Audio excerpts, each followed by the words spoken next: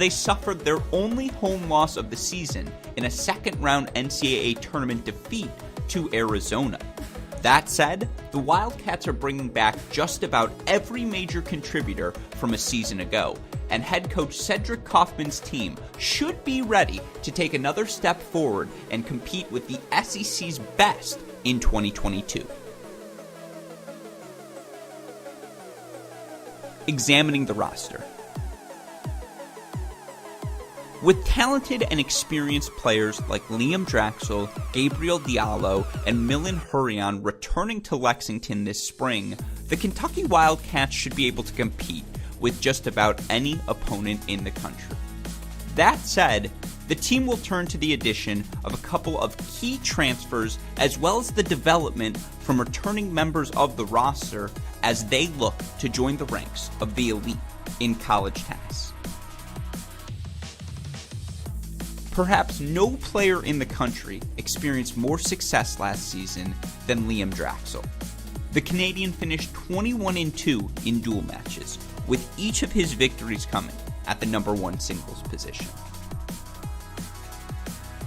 Of course, the development of Diallo and Hurrian proved just as crucial last season, as the duo went a combined 30-11 at the 2 and 3 singles positions. Joshua Lapadat and Yasha Zemo are two sophomores that gained invaluable experience last season and will be relied upon this year to produce results in the lower half of the lineup.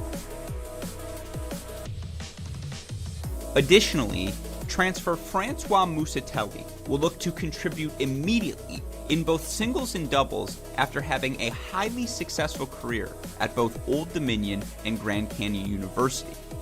The team also brings in J.J. Mercer from Ohio State, providing a much-needed boost to the Wildcats' doubles lineup. Overall, it seems like Kentucky has found the perfect blend of talent, experience, and depth to raise their level of success in 2021. Possible lineups. As far as singles goes, we expect things to remain fairly constant for Kentucky at the top. Draxel will maintain his spot at the number one position, while Diallo and Hurrian will excel at spots 2 and 3. Barring injuries, we don't see this top three changing very much throughout the season, and the amount of talent and experience that Kentucky possesses in their top three will allow them to compete with any lineup throughout the country. The lower portion of the lineup, however, could see much mixing and matching throughout the course of the year. We expect Lapadat, Musatelli, Zemmel, LeBlanc, and Mercer to each receive playing time throughout the course of the year. This will afford Coach Kaufman plenty of time to evaluate his guys and decide which players give the Wildcats the best chance to win in the postseason. What's achievable? The Wildcats will be going all in 2022 and doing whatever they can to compete for the SEC title. The guys in the locker room should not settle for less. However, we believe there may be one too many obstacles to prevent Kentucky from reaching that goal. We would group Kentucky ahead of South Carolina and Georgia, but just behind Florida and Tennessee in the race for the 2022 conference title. Looking at more of a national scale, we think Kentucky's season could end one of two ways. With all of the parity in college tennis, it might be more difficult than ever for the Cats to reach the quarterfinals of the NCAA tournament. As of right now, our guess would be that Kentucky falls in the round of 16. That said, is it possible for them to go one step further?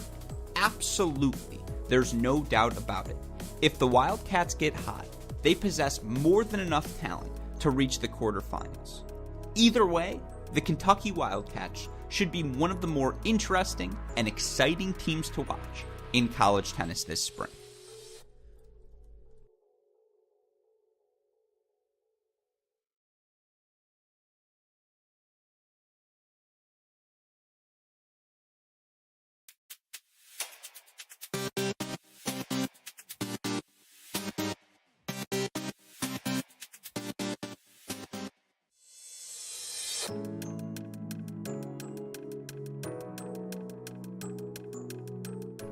Coming in at number 9 in our Cracked Racquets preseason poll is Arizona.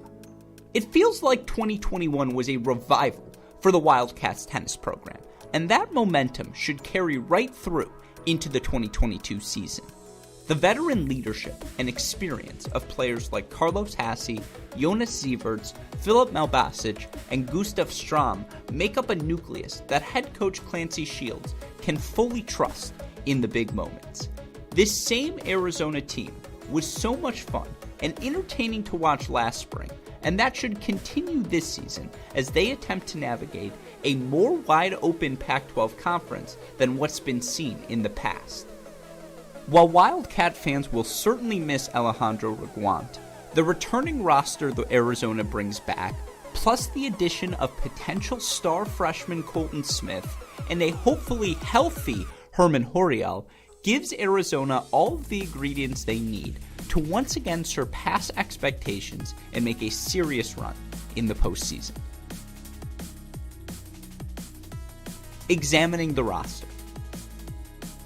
Carlos Hasse, Filip Malbasic, and Jonas Sieverts help make up a senior class that returns much match experience in 2022. Hasse racked up a team-high 15 doubles victories last season, and the local player from Surprise, Arizona will be counted on to be a rock in the lower portion of the Wildcats lineup this season. Sieverts entered college tennis as one of the highest-rated recruits in Arizona program history. The Solna, Sweden native has not disappointed, as he was the only Wildcat to finish last season ranked in both singles and doubles and was named second team All-Pac-12 as a result. Gustav Stram, Herman Horial, and Jet Middleton make up an excellent sophomore class for the Wildcats, and each player will be counted on to take a step forward in 2022.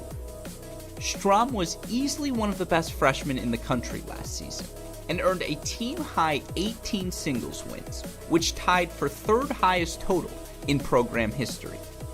He earned first-team All-Pac-12 honors as a result, and became the first Wildcat ever to receive the Pac-12 Rookie of the Year award. The Wildcats' lone incoming freshman will be Colton Smith, a highly touted American recruit out of Washington. Expect Smith to make a name for himself quickly and secure plenty of wins in both singles and doubles this season. Possible lineups. It should be safe to say that Gustav Stram will begin where he left off, at the number 1 singles position.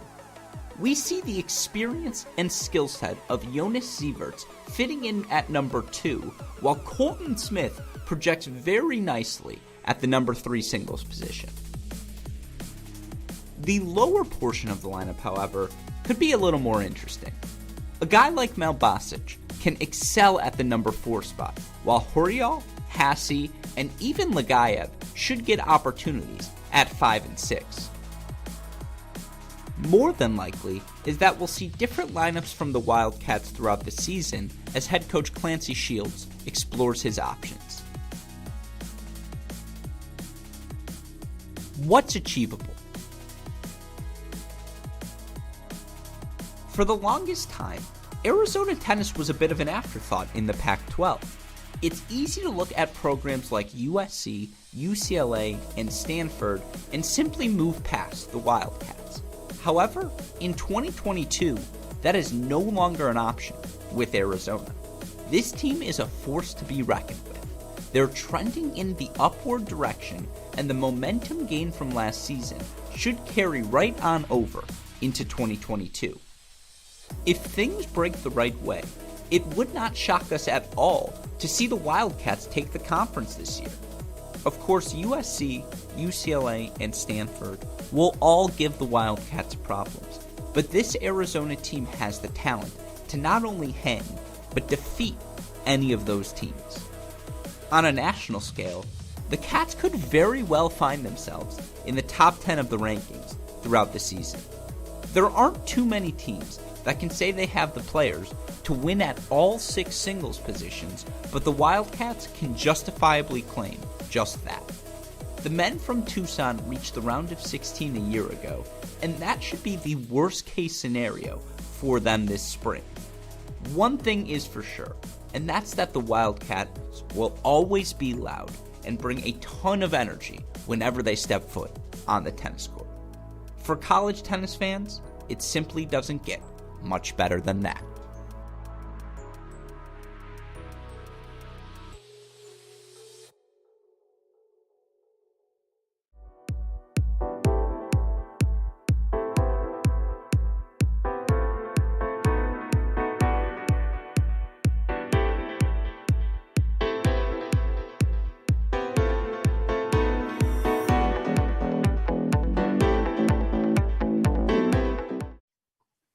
Welcome to Hey, Great Shot. This is the Great Shot Podcast, a Cracked Racquets and Tennis Channel Podcast Network production. My name is Alex Gruskin. I am recording today's show live from the Nordstrom Tennis Center in Seattle, Washington, home to the Division I Men's National Indoor Championship. 16 of the top teams in the country descending on Seattle for the right to be named the first national champion of the season. Of course, it was such a fantastic weekend last weekend in Madison, covering all of the Division I women's action. Should be another exciting 4 days of tennis, which all of you fans can catch exclusively on our Cracked Racquets YouTube channel. As we cover the event from first ball to last, we'll have action starting 9 a.m. Pacific time, noon Eastern on our YouTube channel on Friday. That coverage will carry all the way through to Monday's championship match. Could be myself, Mark Bay, Daniel Westoff, steering our coverage as, again, we try to see who's going to be named this year's national indoor champion. But of course, before we can get to any of the tennis, we got to preview all of the action. If we're going to be talking men's college tennis here on this show, there are only two other people I could think of. Well, I should say three, because Jay could be the third, but there are only three people, a limited group of names I would turn to help preview such an event. Two of them joining me on the show, as they always do here today. You know them as the two other members of our Cracked Racquets College Tennis Holy Trinity. And let's start where we always start, of course, our co-favorite writer on our website, crackrackets.com, former four-star recruit on tennisrecruiting.net, a man who you can already know who he'll be rooting for here this weekend. It's our friend Matt the Crack Stachowiak. Matty, hey, great shot. Welcome back to the show. You excited for the National Indoor Championships? I am, man. I'm fired up. I know you are too. You're there to call all the action and everything. I'll do my best to follow along here from Raleigh. I honestly, Gruskin, I think this is probably one of the most loaded fields that we've had. 16 teams that I can really ever remember. I mean, just the depth of all 16 of these squads. It's going to be a fantastic tournament, man. I have to prepare myself to keep up with all this action. I don't know how I'm going to do it.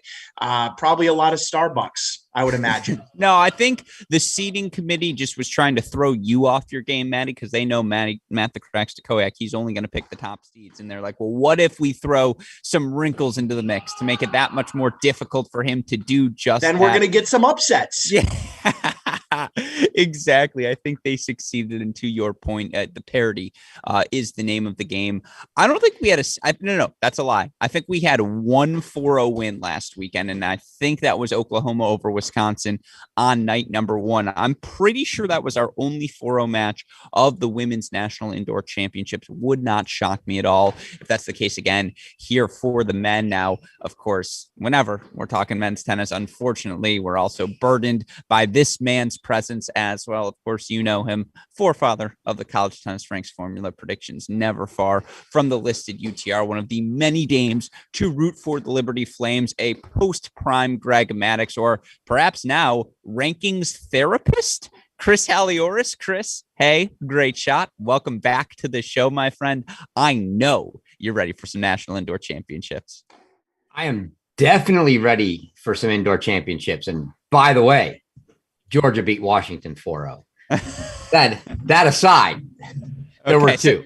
So I appreciate that. There were two in there, although I'm pretty sure UGA was okay. I'm sorry. There were two, by the way. Like, it's not as though it was like actually you missed 4 of them, Alex. So I feel pretty good that I was only one off there, but it speaks to the parity. Well, I mean, Florida beat Washington 4-0 as well. So that's 3. So, I mean, all right. Well, I missed by 2. That's fine. You know what? I threw those results out. Still feeling pretty good about myself. And look, if we weren't live, I'd have redone that entire intro. So just compile the mistakes at this point. What does it matter? Of course, as always, a shout out to super producer Daniel Westoff on the 1s and 2s. And a shout out to our friends at SwingVision for powering this week and every week's episode of The Deciding Point. Of course, there will inevitably be close calls this weekend. That's half the fun when it comes to college tennis, but rest assured that problem going to be dissipated in the near future as our friends at SwingVision sincerely going to be able to provide automated line calling at very affordable prices. They're also able to break down every aspect of your game. All you got to do, download the app on your phone. You put that phone up on the back fence while you're hitting. They're going to record your entire session, break it down for you, talk forehands, backhand serves. What did you do well? What do you need to improve on? You can find all of that out with our friends at SwingVision. You can click on the link in the podcast description. You do so and use our promo code CRACK20 when you sign up. Not only will you get a $20 discount, you'll get a free 14-day pro trial. Again, a huge shout out to our friends at SwingVision for their support of our efforts here at Cracked Racquets. To learn more, just click on the link in this podcast description. With all of that said, couple of things before we get to today's show.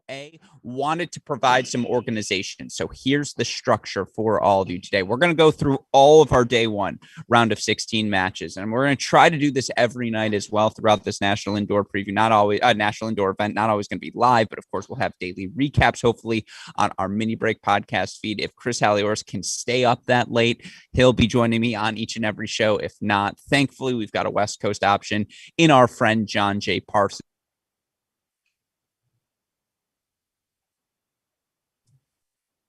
There were a lot of good ones, right? The Buckeyes continue to Buckeye, 7-0 over Wake, 4-0 for Kentucky. Inevitably, we're going to talk about that on this show. We'll talk about Tennessee. Is it time to hit the panic button on their doubles point? They haven't been as good as you'd suggest on paper, and obviously they drop a doubles point against Columbia this past weekend before earning a 4-3 win. Yes, that's in the back of our minds. What to do with Virginia? We'll talk about that. Teams like USC just played Portland 4-3. Inevitably, that'll probably come up on today's show. Bunch of good results. No, we're not going to talk Penn State's 4-3 win over Liberty. I'd love to. Matt would love to. Chris was adamant he will walk off the show if we do, so we're going to put that in the back pocket. I know Dalton Thieneman will fire me from Cracked Racquets if I don't mention the fact that the Northwestern Wildcats are off to a hot start on the men's side as well. Another good weekend for them. Wins over Notre Dame and Oregon.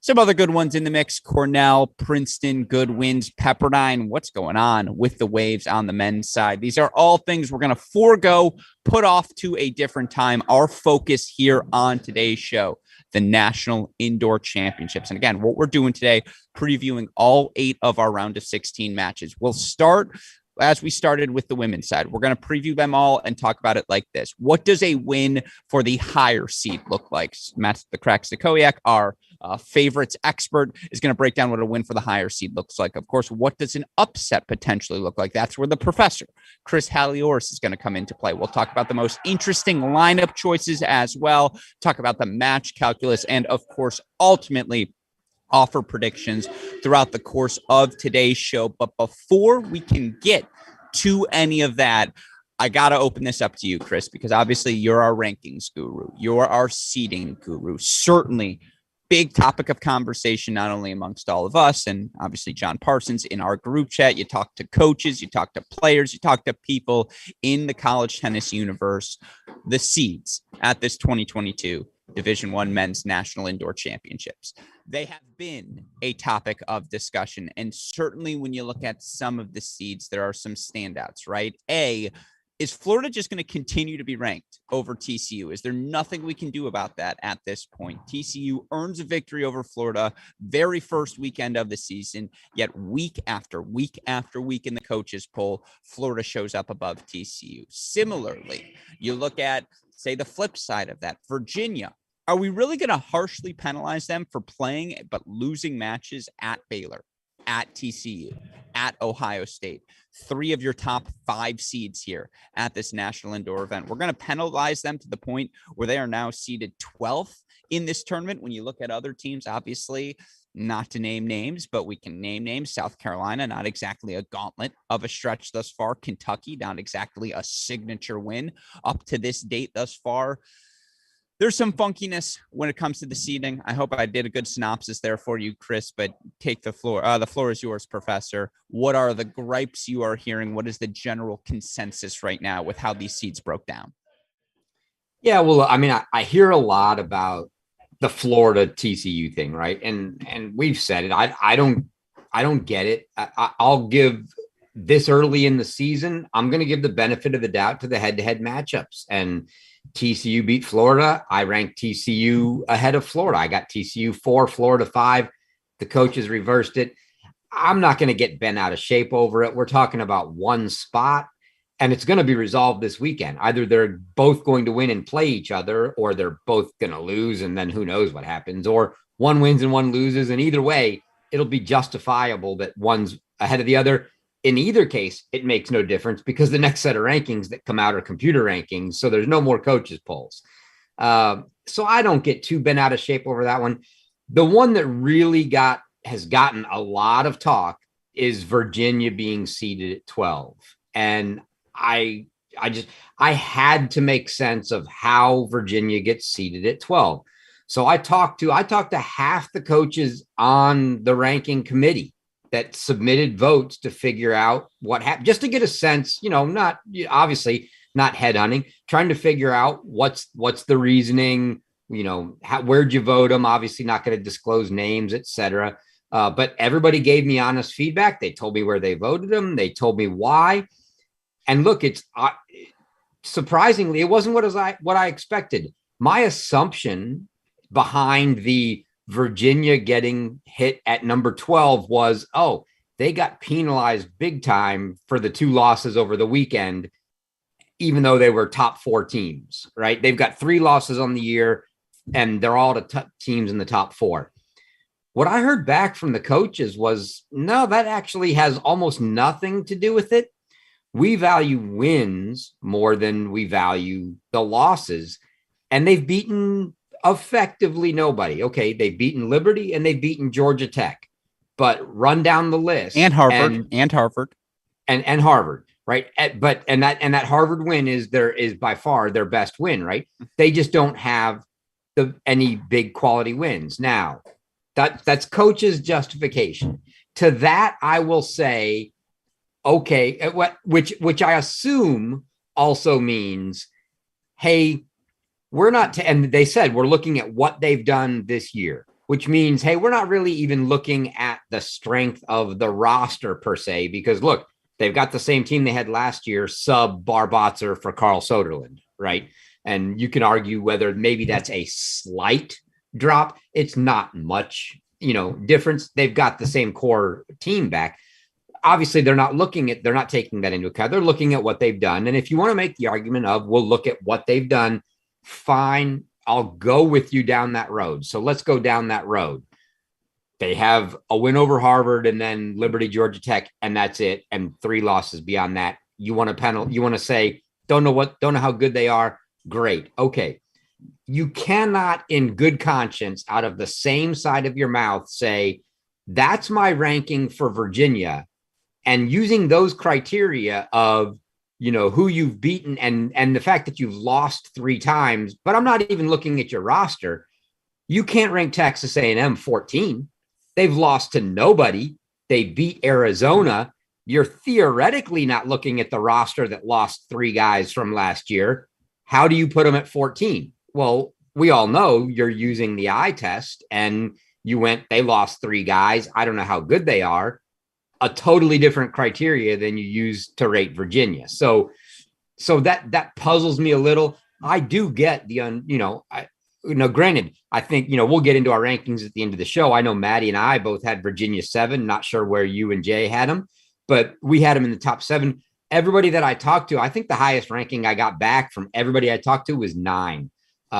So they definitely were viewed down in that area because of the fact that they just didn't have the quality wins.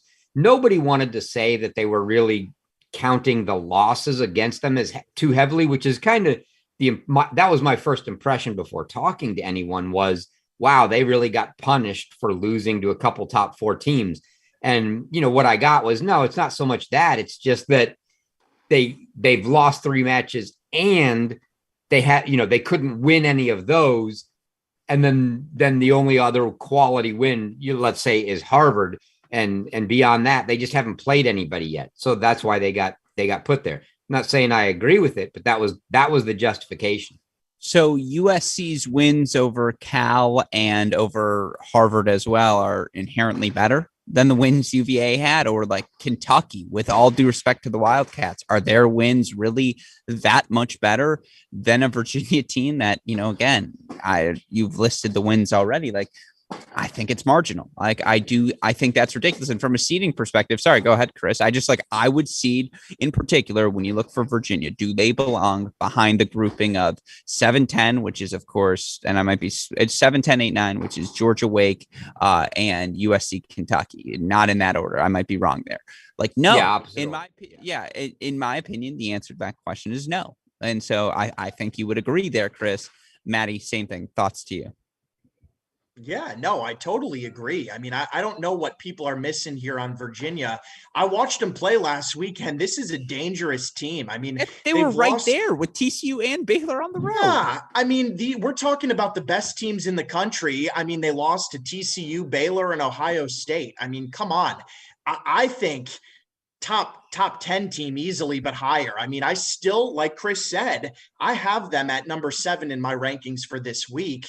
I considered moving them down, but when you really look at it, I mean, the fact that South Carolina is sitting there at 11 and Virginia's at 12, I don't know. And I agree with the Texas A&M point as well. I mean, I think Texas A&M should be seated a little bit higher, when we're looking at it, but hey, what do I know? Overall, besides Virginia being there at number 12, I mean, I'm okay with the seedings here. I mean, obviously, I don't want to dwell on the Florida TCU thing too long. We've already talked about that.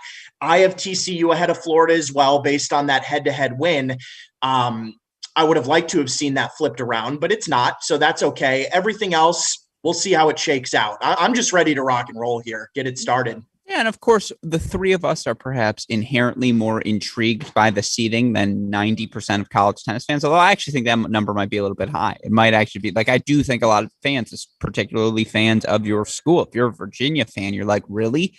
We have to play the Horned Frogs again first? If you're a Wake Forest or Georgia fan, you're like, really? Didn't we just see this match? The biggest issue to me, and I know I can hear Cody and Caroline, my lovely friends at the ITA in the background, yelling at me for saying this, but it's just like, where's the clarity? It's just like, why is the policy different from the men's indoors to the women's indoors? And why isn't it just clear cut? Hey, just so everyone knows, this is the seeding and this is how it works. And they would argue it is clear cut. The coaches know. It's a coaching committee that decides these things. College tennis fans don't know. Like, we're the ones who are now telling you, hey, college tennis fans, this is how it works. And I just don't think that's fair. Like, it just adds a degree of stink, I would say, into this entire seeding conversation. It's why we have to talk about it after every one of these events, right? At the start, is it's just like, well, how did we come up with this, Chris? And I guess my final thoughts there would be, right, that was half the issue here, is finding out precisely what the category was to determine these seeds. Yeah, I mean, like you said, it's a coaches committee. There are 12 coaches that are regional chairs that end up on that committee in both the women's and the men's side. They are completely independent committees that decide the rules that will be, used at each of the events for the indoors. So when people get mad, right, and I had tweeted this out, don't get mad at the ITA for the seedings per se, because the seedings are directly fall on the coaches. The 12 coaches on that committee voted for the seedings, and they are the ones solely responsible for the seedings. If you want to take exception with the fact that it's done differently, the seeding for indoors is done differently between men's and women's, okay, then I'm okay if you want to make the argument that you think the ITA should somehow step in and govern that they should be the same. I don't really care here nor there whether they're the same or not. I just like looking at the seedings themselves. And for that, it's not the ITA, it's the coaches on the committee that voted them there. And that's who you got to look at. Fair. And, again, there's not that much data to go off of here. We're 1 month into the season. That said, it does feel like there's a tweak here or a tweak there that perhaps makes a more equitable draw for everyone moving forward. But of course, that said, ultimately, you're going to have to win 4 extremely tough matches in order to be named national indoor champion. And what do the first of those matches look like? That's the question we want to answer here on today's show. So what we're going to be doing to break down day 1 again of the national indoor event is we are going to go through all 8 round of 16 matches. We're going to do that chronologically. So we'll start with the 9 a.m.s, work our way all the way through to the 6:30s. Again, Manny going to be making the case for our favorited team. Chris going to make the case for the underdog as well. We'll end with predictions from everyone here on this pod. With that said, let's get into it. Let's talk day 1 of the ITA National Indoor Championships. And let's start with that aforementioned TCU Virginia matchup. Boy, is that a fun way to get our action started? Of course, TCU Virginia should be a really exciting match. It's going to be here at the Nordstrom Tennis Center. Boy, am I excited to see that one first thing in the morning, 9 a.m. Pacific time, noon Eastern time. Again, this is a rematch of a matchup we literally saw last weekend. Virginia traveling down to Fort Worth, and ultimately it was TCU earning another 4-1 victory at home. The Horned Frogs taking the doubles point wins from Famba, Fernley at the 1 spot, Jong maxed it at number 2. They also get victories from Famba, Vives, and Fernley to earn the 4-1 win. Now, if you are a Virginia fan, certainly you look at Iñaki Montes, Juan Carlos Aguilar, that match all squared up in a third set when things end. You look at Louis Max. You look at, Gianni Ross and or Sander John or Jeffrey von der Schulenberg. There we go. Number 4 singles. It was coming eventually, folks. I promise. Who earned another victory at 4 singles. And you feel like that number 4 spot, whomever it may be, you feel pretty good about if you were the University of Virginia. On the flip side, obviously, TCU just won this match. You know this opponent. You have just beaten this opponent. Certainly, you can take some confidence, some solace in that fact entering the match. Maddie, let's start with you, and let's start with the TCU Horned Frogs. So again, number 5 seeds here at the National Indoors. You look for them 8-1 overall in the season. Only lost 4-3 thriller to Tennessee. They beat Ole Miss 4-3. They've beaten Mississippi State 6-1. Cruised through their National Indoor kickoff weekend. You tell me, what does a TCU win look like? Why are they the favorites here? Yeah, I like TCU in this matchup, guys. I really do. And we just spent a whole segment talking about Virginia being underseeded. But look, this is the draw, and the Frogs are going to have confidence because they just beat this team. I mean, less than a week ago. So it's a quick turnaround here. I think the difference, Gruskin, why TCU, why I like them here as more of the favorite would be doubles. I do think, based on what I've seen recently, Virginia's doubles has been a little bit suspect. And if I'm not mistaken, the master lineup that I saw, we've got some funky pairings that Coach Pedroso is going to throw out there. So I don't really know. I mean, he's got to change it up, right? Because they've been losing some doubles points to these top teams.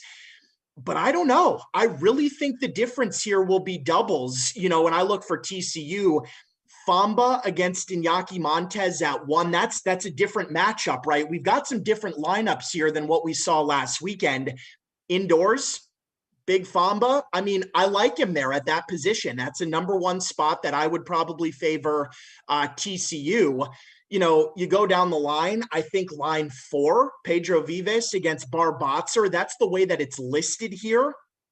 I think Pedro, I mean, again, Bar is not the same player that we're accustomed to. I don't think we're going to see some extraordinarily level out of Bar Botzer this season. I like Pedro Vives, I think, in that matchup at number 4. And then, even number 5 and 6, Jake Fernley against Ryan Getz. I think these are some favorable matchups. Now, of course, Virginia's got a couple as well, right? And I'll let Chris make the case for the guys that he thinks can win for UVA. But I'm looking at this going, this is probably a 4-3 match, split the singles 3-3. What's the difference? I say doubles. I'm much more confident in TCU's doubles right now. So I think they have a good chance to win this dual match, but I think it could be close. It's a very good argument. And, again, I want to get to my thoughts. Why does that doubles lineup look like it does? I have a theory. I would also say I know a college tennis scholar who was just across the board mocked by his two cohorts when he suggested Barbotzer might play the year at 4 or 5 singles, just endlessly, rigorously mocked by his two co-hosts. And to that, I'm imagining that person right now is thinking, to the two of you as well. No, you talk about the TCU lineup, and we are fortunate enough to have the lineup submitted in front of us. Right now, Luke Famba, who's 6-2 at the number 1 spot entering this event, he's at number 1. Aguilar, the transfer over from Texas A&M, 4-2 at 2. Third set with Montez when things ended, he's at that number 2 spot. Now, interestingly, in their matchup last weekend, Pedro Vives played 3. Sander Jong played 4. They've switched that. Jong up to 3. Vives at 4. Jacob Fernley, who's been so good, 8-2 overall in the year. I believe 2-0 at the number 5 spot. He's up to 5. Maxted 6 as opposed to Jirasek. And then they have stayed consistent with those doubles pairings. Fernley, Famba, Jong, Maxted. Aguilar, Rule listed at 3 behind Jirasek, Vives behind them. Would not shock me at all to see Vives slide into that Rule spot and have him play at number 3. I mean, look, TCU is really good, and they've gotten it done across the board in a couple of areas. Famba, his serve indoors, these conditions, you just like him at that number 1 spot. Of course, Aguilar's seen everyone that there is to see in his college tennis career, and him at 2. You just feel like at a minimum, TCU is going to split those top 2 spots. And then again, Fernley's been a rock. You feel like you're going to get 1 from Jong and Vives. This team has a broad pathway to 4 points, to your point, Maddie. But most importantly, they beat Tennessee in doubles. They beat Virginia in doubles. They have had success in the doubles point against just about everyone they played. Couldn't agree with you more in emphasizing that. On the flip side, and don't worry, I'm going to let you, Chris, talk about TCU as well at the end as we get to the prediction. But let's flip gears here. You're coming off of a 4-1 loss. We know how damn hard it is to beat a team twice at this level consecutively in Division I men's college tennis, in particular, to do it less than 7 days later. Slightly adjusted roster.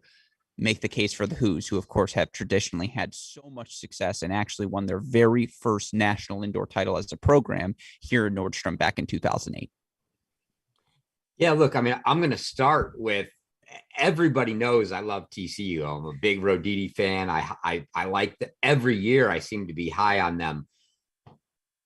That being said, the screwing Virginia got in a 12 seed, I have to root for them. I mean, come on. I mean, I don't know that it's going to happen, but I'm all in on this match. I at least want to see a good close match, which I think we're going to get. And look, here's the case.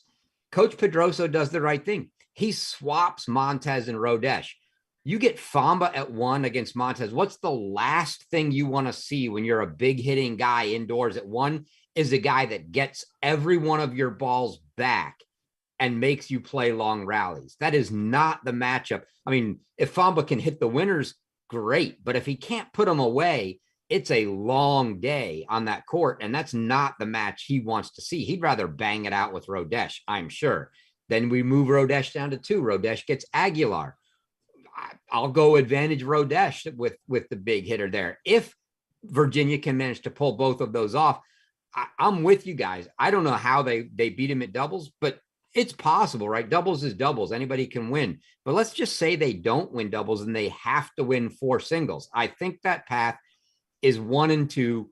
I think 5's a goner. We saw Getz and Fernley. Fernley took that one pretty handily. That's probably advantage TCU there. We get the same matchups, but in different positions at 3 and 4. Botzer, Vives, Jong, von der Schulenberg. They split last time. Let's say they split again. Fine. We're 3-all. But last time Gianni Ross didn't play. This time Gianni Ross is in the lineup. Will I take my chances with Gianni Ross at 6 and the match on the line? Sure, I will. Absolutely. So, I mean, that's the case. I think for them is figure out if you don't get doubles, and that's an if, right? But I'm saying even concede doubles, you take 1, 2, split 3 and 4, and you take 6, and that's their path. If they can get doubles, obviously one of those they don't have to have, and that one is probably 1 and 2. Instead of sweeping, they get to split those. I think they probably need the split at 3-4 and they need to match at 6. And then it's just a matter of whether they get doubles or not, as to whether they need to sweep 1-2 or can afford to split them.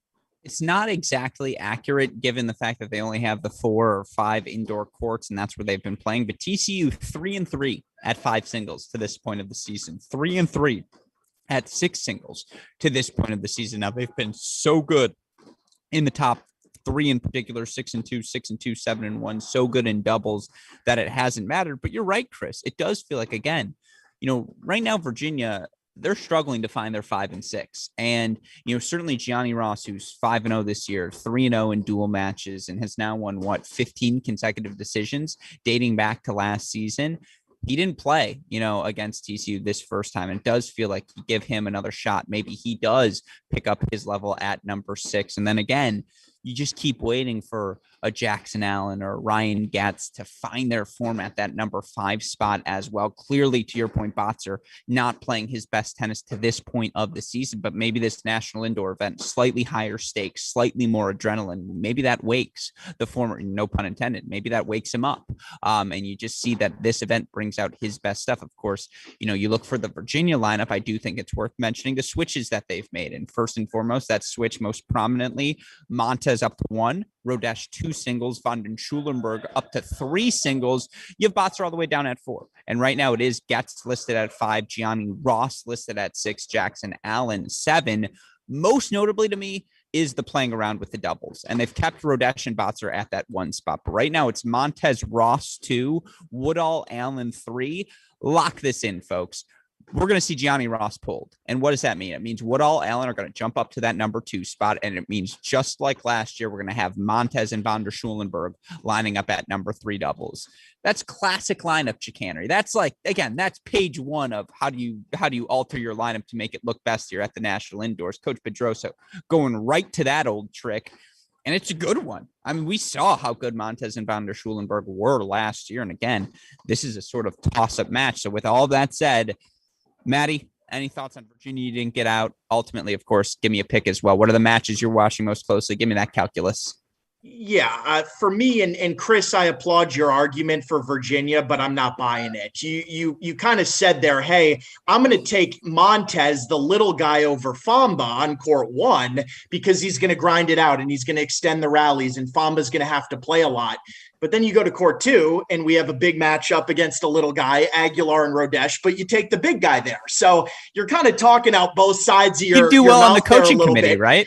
But hey, I respect it. Your job was to argue for Virginia. You gave it a shot, but I'm not convinced. I think there's a lot of ifs here, a lot of ifs, ands, and buts that you guys are talking about. I do like Virginia, but I'm going to stick with my pick of TCU. I do think that they'll win the doubles point. And if worse comes to worse, I say they split the singles matches and it ends up being a very tight 4-3 match, but in favor of TCU. I mean, I think some of the matches to really keep an eye on, though, are probably I think it's 5. Court 4 and 5, yeah. 4, 5, and even 6. I think because that number 6 matchup is we haven't seen that yet. This is going to be interesting with Gianni in there. So I would say for fans that are tuning into this, keep an eye on the lower portion of the lineup in singles. That's what I'll be watching for sure. But I'm going to take the Horned Frogs here in a tight one, 4-2 or 4-3. For the record, we're and we got a good question from our friend Scotty B, who asked over under 4.5 4-3 matches on day 1. I'm going to say, 3.5 4-3 matches. That's a pretty good line. I would say this is one of them. I'd throw it on the board. And by the way, you may hear some noise picking up in the background. Buckeyes, Washington, now out on court practicing here at Nordstrom. Maybe I'll go bother Ty Tucker, see if he can pop on for a second. Alex, you think you want to bother me during practice? Blah, blah, blah, blah, blah. So, we'll see if he gives me one of those speeches. But no, fair, Maddie, Chris. And what I was also going to say, another over-under on this pod, 2.5 hours. We're going to take a slight under for now. But obviously, no, I'm just kidding. Chris, same question to you. Obviously, final word on this matchup. Who you got? Yeah, I mean, Maddie's right, obviously. I mean, I'm talking out both sides of my mouth. And I can't, in my own mind, that's the path for Virginia. And it all comes down to, can both of, if that's going to happen, do both of the little guys play well against the big guys, or do they split? And I think, it's more likely that they split to get your little guy to win at 1, but your big guy to win at 2 and beat their little guy. I don't know.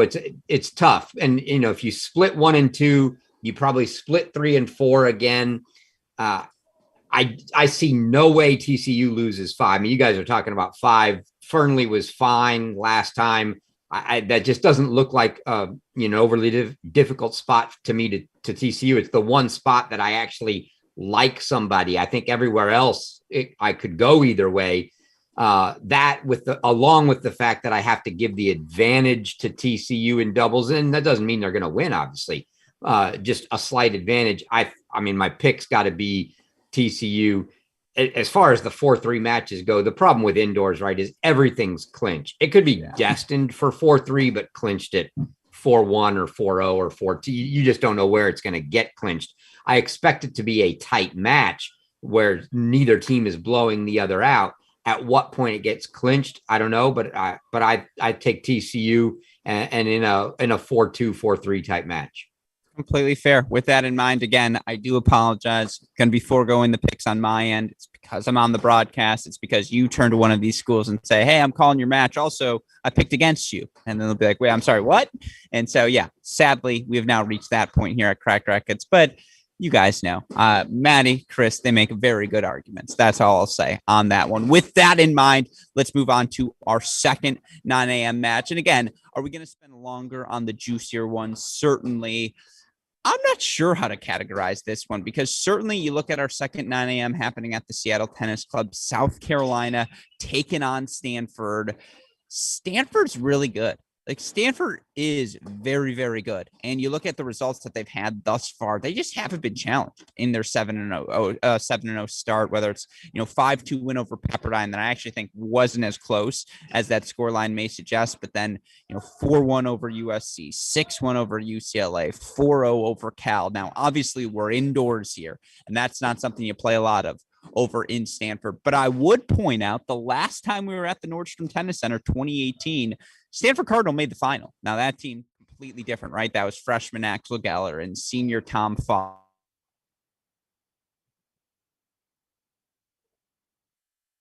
Country in Arthur Ferry for the first time in more than a decade. And you look at this Stanford program, start with you, Maddie, because I want you to make the case. They have played as well to date. Now, they haven't played the best because there's an Ohio State team practicing right now that would like my attention. But they have played as well as, in my opinion, anyone could have expected, particularly considering they're still without super sophomore Tristan Boyer. Yeah, I think so. I agree, Gruskin. And for me, this is an easy argument. Chris, I apologize, man. You're going to have a hard time with this one, I think, with South Carolina. But for me, look, what position do you want to talk about, Gruskin? All 6 of them. Stanford's the better team. Just they have more talent. There's more skill there. Any way you slice it, I look at all 6 singles matchups and I'll say, okay, I'll take Stanford at every single one. Now, of course, for South Carolina, you've got Daniel Rodriguez, a guy that has been number 1 in the country. We know that. I'm not dismissing that fact. And you know what? Could he beat Arthur Ferry? Sure. Of course he could. He can beat anybody in the country. But from a depth perspective, just look at the lineup, guys. I mean, I don't even have much of an argument to make here. South Carolina, I don't think they're going to get it in doubles. I don't think they're going to win 2 through 6. I think number 1, I mean, Daniel Rodriguez has a chance if he plays really well because he's that talented.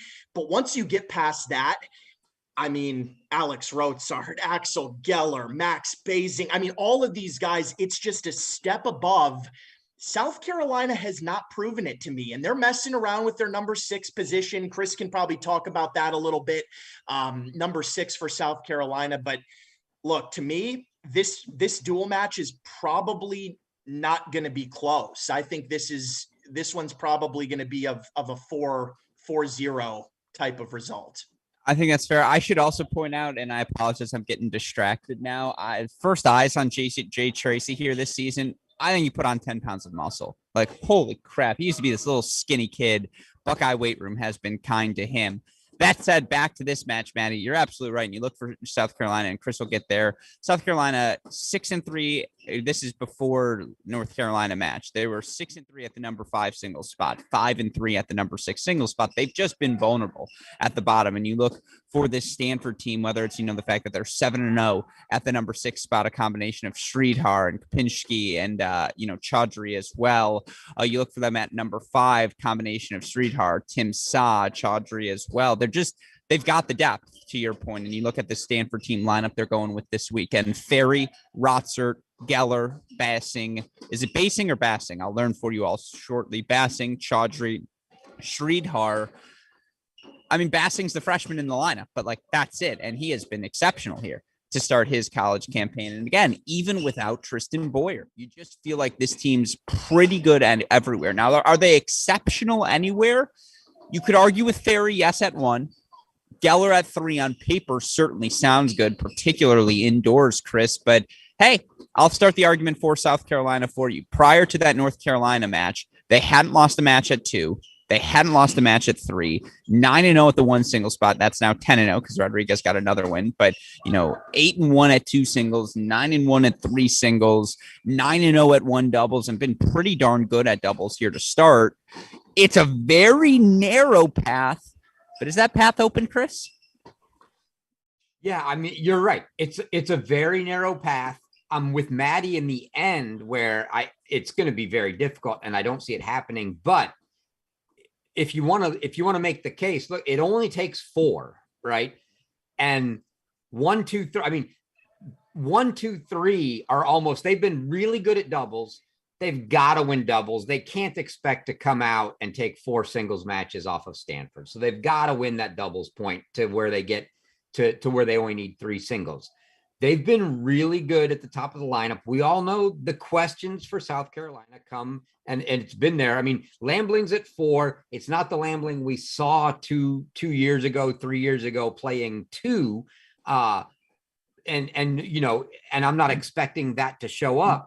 But he's solid at 4. The real questions are 5, 6. And the big question for me, we've seen what was submitted. There's a new person submitted at 6 for South Carolina in freshman Casey Houle. Is he actually going to play, or is it all, is it gamesmanship and they pull him and play the standard Jake Beasley play at 6? I don't know. But somebody, and honestly, for the Carolina team, James Story, who's playing 5, has been the guy they needed to come in. The transfer from Memphis. He was the number 1 player at Memphis, heralded junior. He has to be a significant contributor for that team. So, I think the case for them is between 1, 2, and 3.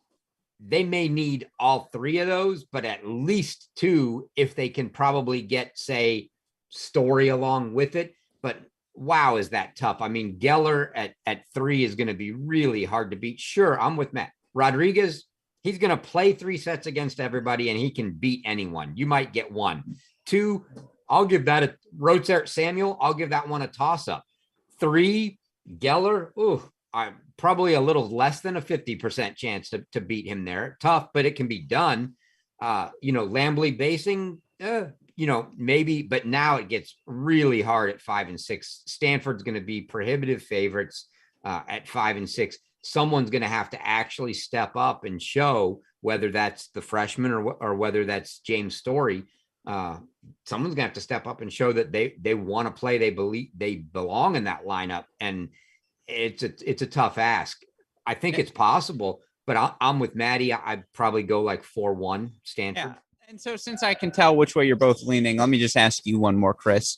How important is it for South Carolina to get a win this weekend in terms of securing a top 16 spot? Because, of course, that race for the NCAA regional hosts is something that is so pressing here at the National Indoors, right? It's why the consolation matches matter because, yeah, you're not, you may lose first round, but if you can come out of this place losing first round to Stanford, but, getting wins over a USC or getting a win over a Georgia or a Wake, obviously that's so critical for your resume come NCAA seeding time. How critical is it that this South Carolina team doesn't go winless this weekend? I think from a seeding perspective, I don't know that it's uber important to them. I mean, they're going to be playing really good teams that you don't get hurt that much from a rankings perspective. But look, there's 7 SEC teams at the indoors out of 16 teams. More than anything, it's a confidence thing. You don't want to go there and come out 0-3 when all of your other SEC compatriots, there's only 2 teams that are coming out of here 0-3. And if they happen to be one and the other isn't an SEC team, they come out going, well, hell, we're the only SEC team that came out 0-3. That's not what you want from a confidence standpoint. I don't know. I don't think they really care from a rankings perspective. Coach Goffey just wants to give his guys time, and he wants to let them step up and show they can play. I don't think they go 0-3. That's I think at the top of their lineup, they're too good. And like I said, you only need 4. They don't have the lineup to me that you can say, hey, we only need 4 and you get it every day. No, because when you just have question marks down low, you're going to have it some days and not others, but you get 3 matches. They're going to have it, they're going to have it sometime, just not all 3 days. Yeah. The fact, by the way, that's the first time it registered to me. We have 7 SEC teams here at the Men's National Indoor. Something's not right. Like, honestly, you know what I'm going to say? That's the last manifestation of last no fall for the Big Ten in 2020 and no fall in the Pac-12, because the end of year rankings from last year helped dictate the kickoff weekend rankings this year. So SEC is not that good, Chris. Okay. It's really not that good. No, it is that good. And it's all right. Fun. Stop before I let you just waltz in off of that. Other than Michigan, who didn't manage to make it. Here we go. I'll even give you Michigan, because hell, they didn't even knock that wouldn't even have been an SEC school. That would have been Wake. So they take an ACC spot. I'll give you Michigan over Wake. Fine. Ohio State's in. Please tell me which one of those Big Ten teams is knocking out one of these SEC teams. Who says it's a Big Ten team, though? Who says it's a Big Ten? But you just said it was the manifestation of the Big Ten. I said the no fall. I said the no fall for the Big Ten and the Pac-12 and all of these schools. And it's just a reflection of the seeding. It's just like, okay, let's say Ole Miss isn't the host for that Ole Miss region, because that's really the one, right? Where if there's a diaspora of all of those teams, who knows how that looks like instead. And just, again, was the South Carolina region the most difficult region in the world? I think Duke's really good. I think they've proven that thus far this year, but I just think that would be it. It's the kickoff region, and it's not just the Big Ten, for the record, because I do think you could flip the Ole Miss region to Illinois, and Illinois was still not advancing out of that region. But I do think this is the last breaths, the last gasps of that no tennis in the fall last year. And then finally things will even out. Is that fair, Chris? I mean, okay, I'll give you that it's the last gasp. I'm not going to say that it would have been any better. Right. 6 SEC teams instead of 7. Okay, maybe, sure. Symbolically, anecdotally, that would have made all the difference, Chris. Okay, in the end. So that's what we want here. With all that said, Maddie, you have a look on your face that says, let's move on. So let's move on to our next matchup, to now our noon matches here at the National Indoor event. Of course, let's start with another one of those SEC teams, and an all SEC matchup as Tennessee takes on Texas A&M. Of course, you look for Tennessee. They have been tripped up now. Their only loss, a loss on the road in Columbus at Ohio State, where, by the way, everyone right now seems to be losing that match. Of course, you look for this Tennessee team. They were the darlings of the National Indoors last year, going 2-1 the way they did. It was just, having National Indoor champion North Carolina on the brink. And I really do think if you play that Tennessee-North Carolina match 5 times, 10 times at last year's National Indoors, Tennessee probably wins it half the time. They've ridden a wave ever since then. Obviously, NCAA semifinals last year, and start out the season on the road with a win over TCU. And you look at what they've already accomplished this season: a win over TCU, a 4-3 win over Wake Forest as well, 4-3 this past weekend over Columbia. Still no Blaze Bicknell. So, Maddie, take your victory lap and do what you got to do here. But I tried to tell you that. Yeah, I'm still holding out hope. We'll see. No. It's still in the we'll see category. I don't think any of us are going to be seeing Blaze Bicknell this year, but anyway, we will. He's actually going to be playing for Wake Forest. But you'll see. No, thank you for laughing, Chris. All right. With all that said, Tennessee's very good. Is there any reason to doubt him heading into this one? Not at all, man. This if Tennessee needed kind of a get right match, they've lost a lot of doubles points this year. We expected them to be incredible in doubles, and they haven't been so far. This is a perfect matchup for them. A familiar SEC opponent. They're going to be extremely confident. And again, I go back to the way that I just talked about Stanford, right? It's just the firepower, the talent of the lineup. And I know A&M's been hot. They've had a great start to the season. They've exceeded my expectations. I didn't really expect them to come out of their region at kickoff weekend and even be here in Seattle. So the fact that they did that, that was a major plus for me. But again, I mean, we're talking Adam Walton, Johannes Monday, Emil Hudd, Mitsui. All these guys, I can't look down this lineup with these matchups and pick out spots where I go, ooh, yeah, that's really going to be tough for Tennessee. I just think, again, 1 through 6, it's going to be way too much for A&M. An indoor matchup as well. If it was outdoors, maybe that helps A&M a little bit, but indoors, I think Tennessee wins dubs. I think they finally get that doubles point that they've been missing. And again, they're going to find 3 singles easily. They could find all 6 singles if they needed to. So for me, again, easy argument here. Tennessee, I think they win big. Aggies, cut the clip and this time make it Stachowiak, not me. He was the one there openly downing you. You're dancing on his words, not mine. Look. That's fair. That's fair. For this Tennessee team, no Martin Prada this weekend. Their number 3 singles player from last year, half of the number 3 doubles duo of Johannes Monday, who have had a bunch of success this season. That matters, right? You're out without a player like that, particularly as the event goes along. But Walton's been a rock at the number 1 spot in 8-2 overall in the year. Monday's been damn near untouchable at that number 2 spot. The lefty sophomore playing so well, 15-4 overall on the season. Now, after that, everyone steps up, right? Is there any doubt Emil Hudd, who's 15-3 on the year, the big server from Oklahoma State, can play well at the number 3 singles position? No doubt about that. He absolutely can play well there. Same deal with Angel Diaz, the transfer over from UTSA, I believe. He's been pretty darn good for the Vols this season. I think Shinsuke Mitsui at 5 is just as dangerous as the former top 10 junior in the world for the freshman at number 6. You feel good about him no matter what. Now, after that, it's interesting, right? Because Gannon, Harper, Wallner, you do feel like there's a drop between them and Mitsui at 6, which is what you have to play here without Martin Prada. But, to your point, Hudd and Mitsui now 16-3 overall in the year. They're up to the number 1 dub spot. Harper and Walton have dropped down to number 2. You have the NCAA champs at number 2 doubles. On paper, you feel great about that. I don't care. You could throw Johannes Monday with Chris at the number 3 double spot. They've got a shot to win. We've got that much talent like Monday at number 3. That said, we all made this mistake. All of us on the kickoff weekend. We doubted Texas A&M. A&M, they just have battled all year long. And you look for this team 6-0 on the season, 4-1 over Arizona, 4-0 over UCLA, 4-3 win at USF, 6-1 at home over Texas Tech on Tuesday. They're not flashy. It's not exceptionally excellent, right? They're not running up these score lines, but they're winning, Chris. And simply put, without Prada, without Bicknell, I'm sorry. I just don't think it's a lock at the bottom of the lineup for Tennessee. I do think A&M's going to hang around.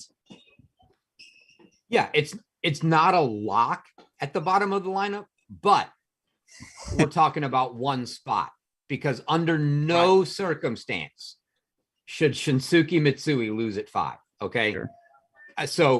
So we're talking about that spot at 6, but yes, I will say this: Tennessee should be, they should be, and I will be the poster child. Please, Perego, IG me, whatever you got to do. I'll be the poster child. Under no circumstance should Tennessee lose at 2 or 5. Okay. Johannes Monday, Shinsuke Mitsui have been just money. Now, that being said, let's say we give 2 and 5 to Tennessee. That leaves 5 spots. If you're A&M and you're going, okay, how do we beat them? Well, frankly, they just haven't been very good in doubles. They should be great in doubles. They haven't been. So take the doubles point. You take the doubles point now. Between 1, 3, 4, and 6, you got to find 3 of those matches. certainly one of them you have to have a 6. 6 is a must, right? I mean, they're going to play, whether they play Gannon or Wallner or Harper, you have to beat them. So that's 2. Now you're down to, okay, we've got 2 out of 3, Walton, Hud, and Diaz. Okay, I'm going to say you have to beat Diaz at 4. I don't necessarily, I don't love it, but I'll call that a 50-50 match, even if that gets you to 3. Now, Walton and Hud, you have to beat one of them. Wow, that's a big ask. I mean, Schachter can certainly play with Walton. Even though he's going to be a prohibitive dog, I might like the chances there better than Perot beating Hud indoors. I mean, indoors, Hud's game is just so good indoors. It's going to be hard, but I think the recipe probably for A&M is probably, 1-4-6 in doubles. And outside of that, it's going to be really tough, which means the first one of those that goes down, it ends up being a 4-0-4-1 match because you didn't get it. And you're playing clinch. Yeah, no, I mean, again, this is going to be interesting for Tennessee. If they win this match 4-0, then even without Prada, you think, all right, these guys can absolutely win this thing. If A&M pushes them, if they have pushed everyone they've played thus far this season, then you start to think quarterfinals wise, okay, for this Tennessee team, are they a bit vulnerable against whomever they face? Are they a guy or two short just ultimately this weekend? Something for us to look at as we watch this first round match. Sounds like the predictions are pretty clear. Maddie, you're taking Tennessee 4-0, 4-1? I'll go 4-1. I'm going to go 4-1 Tennessee. All right, Chris? Yeah, I'll say 4-1. I'll say the interesting side note to this match, Gruskin, is Tennessee knew they were going to be a top 5. A&M probably knew they were going to be a bottom 5. And if you asked each of them, pick the one team, if you said to Tennessee, pick the one team out of the bottom, granted you're not getting Washington, who do you want? And you asked A&M out of the top 5, who do you want? They'd have both picked each other. Right. Yeah. I mean, Tennessee's the most vulnerable top 5. A&M probably the most vulnerable bottom. They're both getting the match they want, so it should be fun. Oh my gosh, Clement Sheedek just went around the net post in warm up, and it was the most beautiful thing I've ever seen. On a side note, oh my God, is this kid talented? Anyways, with that in mind. And by the way, everything you said about South Carolina, you probably apply to A&M, right? In terms of getting a win here, needing a win for your top 16 seeding purposes. And so I'm just going to assume that's going to apply to all of these teams here as they try to avoid that dreaded 0-3. With that said, let's move over to a match I've also been mocked at for calling the best rivalry in men's college tennis right now. But look, if they're going to keep playing this frequently, it's going to be harder and harder to deny. Florida and Texas is just the match. There's this unavoidable gravity. These two are going to play each other if it comes to a national event. And once again, we have a Texas versus Florida rematch here. Of course, Florida escaped with a 4-3 victory over Texas in the first weekend of the season. Ultimately, it was Ben Shelton clinching the win with a 6-1 win in the third over freshman Pierre Bailey. You look for the Florida Gators, Maddie. Currently start the year 5-1 overall. Their only loss, a 4-3 loss at TCU. Very first match of the season, January 14th. Since then, 7-0 over UCF, 4-0 over Princeton, a couple of 4-1 wins over Florida State. I don't know. Feels like we still don't know much about this version of the Florida team, even though we have all the returning cast of characters for last year, right? Out is Bicknell, in is Matthias Seymour, and yet, I don't know. I'm a little unclear with these Gators. How are you feeling about them entering the indoors? Yeah, I would say I'm a little unclear as well, but we can bank on the information that we do know, right? I mean, we know these guys. We know what we've seen in the past. They're champs. I mean, they won the title last year, but this is an indoor tournament. And so that does make things a little bit more interesting. I think for Florida, what's going to sway me over to the Gators side in this matchup are the individual matchups. When you actually break down 1 through 6 and you kind of look at it and go, okay, Riffis against Braswell, we didn't really expect Micah Braswell to be playing number 1 for Texas. I think we all thought Elliot Spizzirri was going to play that position. He's been injured, things have happened there, but I'm just saying what we've got here you look at it and go, okay, Riffice Braswell. Well, Sam Riffice should win that match more times than not. I like him there. You just brought up Ben Shelton against Pierre Bailey. They played not that long ago. Shelton, I don't think performed that well, to be fair, in that match. He didn't play up to his normal standard, and he still came out with the victory. I like Ben Shelton, especially indoors in this matchup. Again, you look at Duarte Valle at number 3 against Richie Ciamara. Good match, right? I think a lot of these matches really have the potential to be close. But when I break it down, you look at Andy Andrade against a banged up Elliot Spizzirri, veteran Matthias Seymour, against Siem Waldib, who hasn't looked that great this year. You've got Josh Goodger, who was undefeated last year, going against Cleve Harper, who's really good. But I just look at these matchups and I go, man, I just favor Florida a little bit more when you're breaking it down. And I don't know if they're going to win the doubles point. I think Texas could potentially win the doubles point. I don't think it matters. I think Florida can find a way to win 4 singles matches in this duel, even if they're very close. I'm expecting 3 setters. I'm expecting the sets to be very tight. But at the end of the day, I'm looking at these individual matchups 1 through 6, and I think it breaks down pretty well for the Gators. I think they have to like their matchups. My flip side to that, Maddie, would be how well these two teams know each other. There are no secrets from a scouting perspective. You know, the entire Texas staff has watched the film on all of these Florida players before. And so regardless of whom is matched up with whom, you just feel like there will be no secrets, right? Tactically, there's going to be a clear-cut game plan on the Texas side. To your point, though, Texas has been extraordinarily banged up to start this season. It is worth noting, you look at the Florida lineup, there are no shocks, right? We were wondering, is it going to be Shelton 2, Valle 2? It goes Shelton 2, Valle 3, both behind Riffice, Andrade, Seymour, Goodger. It's exactly what we projected entering the season. Now, doubles-wise, you're right. Riffice, Shelton, they're 2 and 3 overall in the year. We need to see more from them. Seymour and Andrade have been pretty good. They're 6 and 1 overall. Valle and Shelby 3 and 3 overall. On the flip side, Chris, you look at this Texas team, and it's just the lack of continuity in lineup, the lack of continuity in health. We just have yet to see Texas flex their muscles. And last year's 4-3 darlings, who had everything break right for them, are experiencing the flip side of that to start 2022. And, again, you look for Micah Braswell, 14 and 9 overall in the season, 2 and 2 at the number 1 spot. It's been tough for him. Pierre Bailey, 5 and 3 here to start out his college career. I think he's looked really good being asked to do something really hard as a freshman, play top 3 in a singles lineup, but he is still just that, a freshman. Now, I think Ciamara looks rejuvenated, and he's been excellent for the Longhorns. And, again, Cleve Harper at 6. Come on now. Like, if you'll take that bet every day of the week.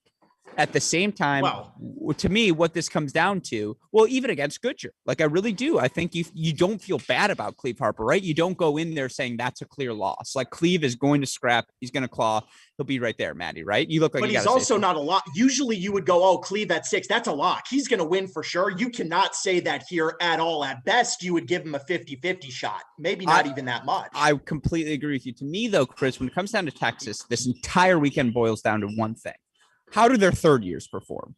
Do we get the return of the Siem Waldib and the Elliot Spizzirri we saw at the beginning of last season, who were emotionally, physically the leaders of this Texas team?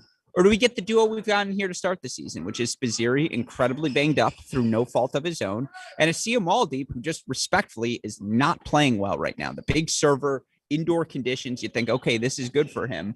But he has played, he got worked by Marko Milutinovic at Baylor. Just absolutely worked. And I know that's a rivalry match, and it's a completely different ball game. But just, I think, objectively, Florida's not playing their best yet, but Texas is nowhere near their ceiling right now, Chris. And I do actually think if you're Bruce Birkin, a Longhorn fan, that's the positive, right? It's like, we have not even come close to playing our best match this year. Yeah, look, first, here, I'm gonna. We all know yours, all you. Yeah, we all know I'm taking Florida. But that being said, here goes my Bruce Burke make the case. Give me a second to get into character here. Alex, okay, look, I got Spizzirri at 4. You want to get the kid healthy? Come on, the Andrade second serve. How else could he get healthy? he's all over it. We're going to win that match. Okay. You know, Bruce, you sound a lot like Chris Halioris. Are you okay? we look, we lost doubles last time. We had 2 match points. We never should have lost doubles. We're taking doubles. We got doubles. We got 4.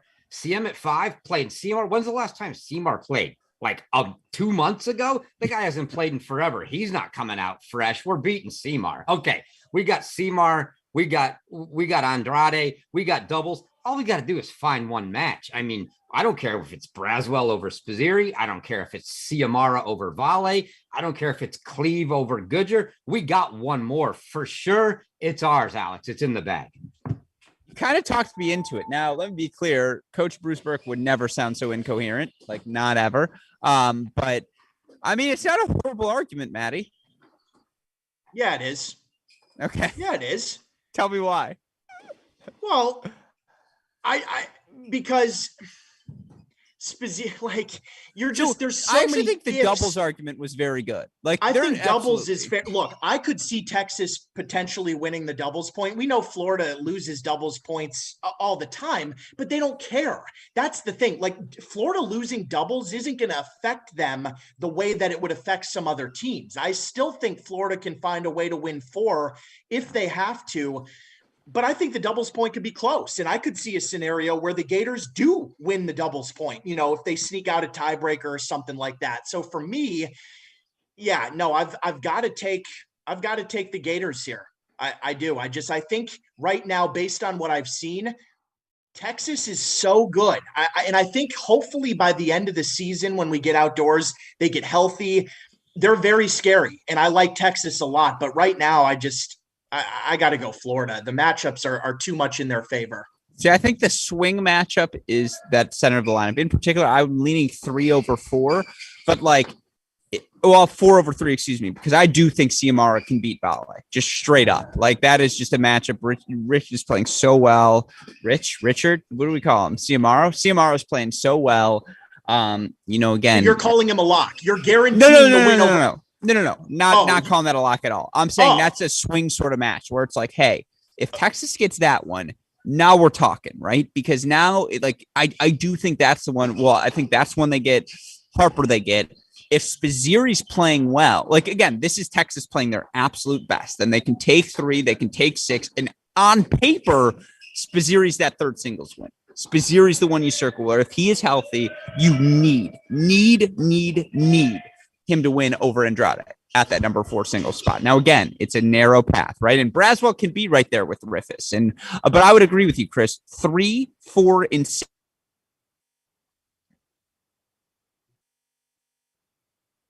match of the year, which they've yet to do thus far. We should win those 3 singles matches. And then you're right. It does come down to doubles. And it's like this, there's nothing Florida has done to prove thus far that they are that good at doubles. There's nothing Texas has done to disprove. I actually think doubles might be the thing. If you're Coach Burke, you're like, hey, that's kind of not gone horribly for us thus far. That's a little low-hanging fruit kernel of positivity for us from the season thus far. Again, we're inside too. That's the other thing I would point out. Florida, we were at that match in 2020, Chris. Florida, A, didn't make the national indoors last year, but B, North Carolina worked them, absolutely worked them in the quarterfinals. Florida looked like a fish out of water here indoors. I think that matters. Now they've played indoors more. They played indoors against TCU, obviously 4-3 early in the season. But I just think these two teams know each other so well. It's always closer than the experts predict. I would say 4-3. And now I'm not going to give a straight prediction, obviously, but I think this is just a 4-3 match. Just simply based on the institutional knowledge these coaches and teams have on one another. With that said, I'll open up the floor to you. Maddie, you're sticking Gators. I am going to stick Gators 4-2 or 4-3. I don't know how the 4 points are going to shake out. I think if Florida wins the doubles point, it's probably a 4-2 match. If they lose doubles, I still think they can find 4 and they'll end up winning it 4-3. So yeah, I'll stick with Florida in a good, tight dual match, but I'm going Gators. All right, Chris. Yeah, I'm with Maddie. I've got to go 4-2 to 4-3 for Florida. The only match I think that I feel super, super one-sided about is there's no way Ben Shelton should lose an indoor match to Bailey. He played him outdoors. Bailey grinded him for a first set win, and then Shelton took over, move that indoors, and Shelton should do more of the same. He should win that match, but I'll still, but for my Texas argument, the one that has me the most uneasy, I do think they can win doubles. I do think if you're going to win the match, Spazzeri is a must. I mean, you put him down to 4, he has to win if you're going to win the match. So you go, I got to have doubles, I got to have 4.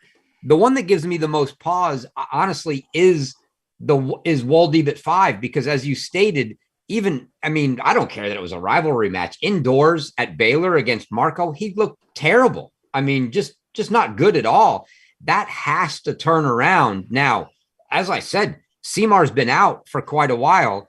I'm not even convinced that he's actually going to play. I mean, he's submitted there. Is he going to play? I don't know. It could be another one of those we pull Seamar and it's Gujar at 5 and and Benetto at 6. But that changes everything. Then I'm not going to factor that into my prediction. I'm going with the lineups that we have. Yeah, exactly. I'm not going to factor it in either. But I think that's what you have to. If you're Texas, you got to say, man, he's got to step up and whether it's Gujar, whether it's Seamar, he's got to win that match. That's the one I just don't feel all that great about, just because CM hasn't looked that good. And then find another. It's the odds are stacked against you, right? It's if you're playing the odds, they're in Florida's favor. I like a 4-2-ish type win for them. But as you stated, Gruskin, just like we saw when they made it to the quarters against Carolina, I don't want to look past a first match, but that's the same kind of setup we have here, is get past your first round to face a TCU team or a Virginia team that are both really good indoors, and you're an outdoor team. And all of a sudden, even though you might be the better outdoor team, you look silly indoors again. No, the more I think about it, the more maybe that match at number 1 might be the inflection point. Riffice versus Braswell. It's like if Braswell is still out there long enough to have beaten Riffice, things are probably going well for Texas. But I'm telling you, this is going to be a 4-3 battle.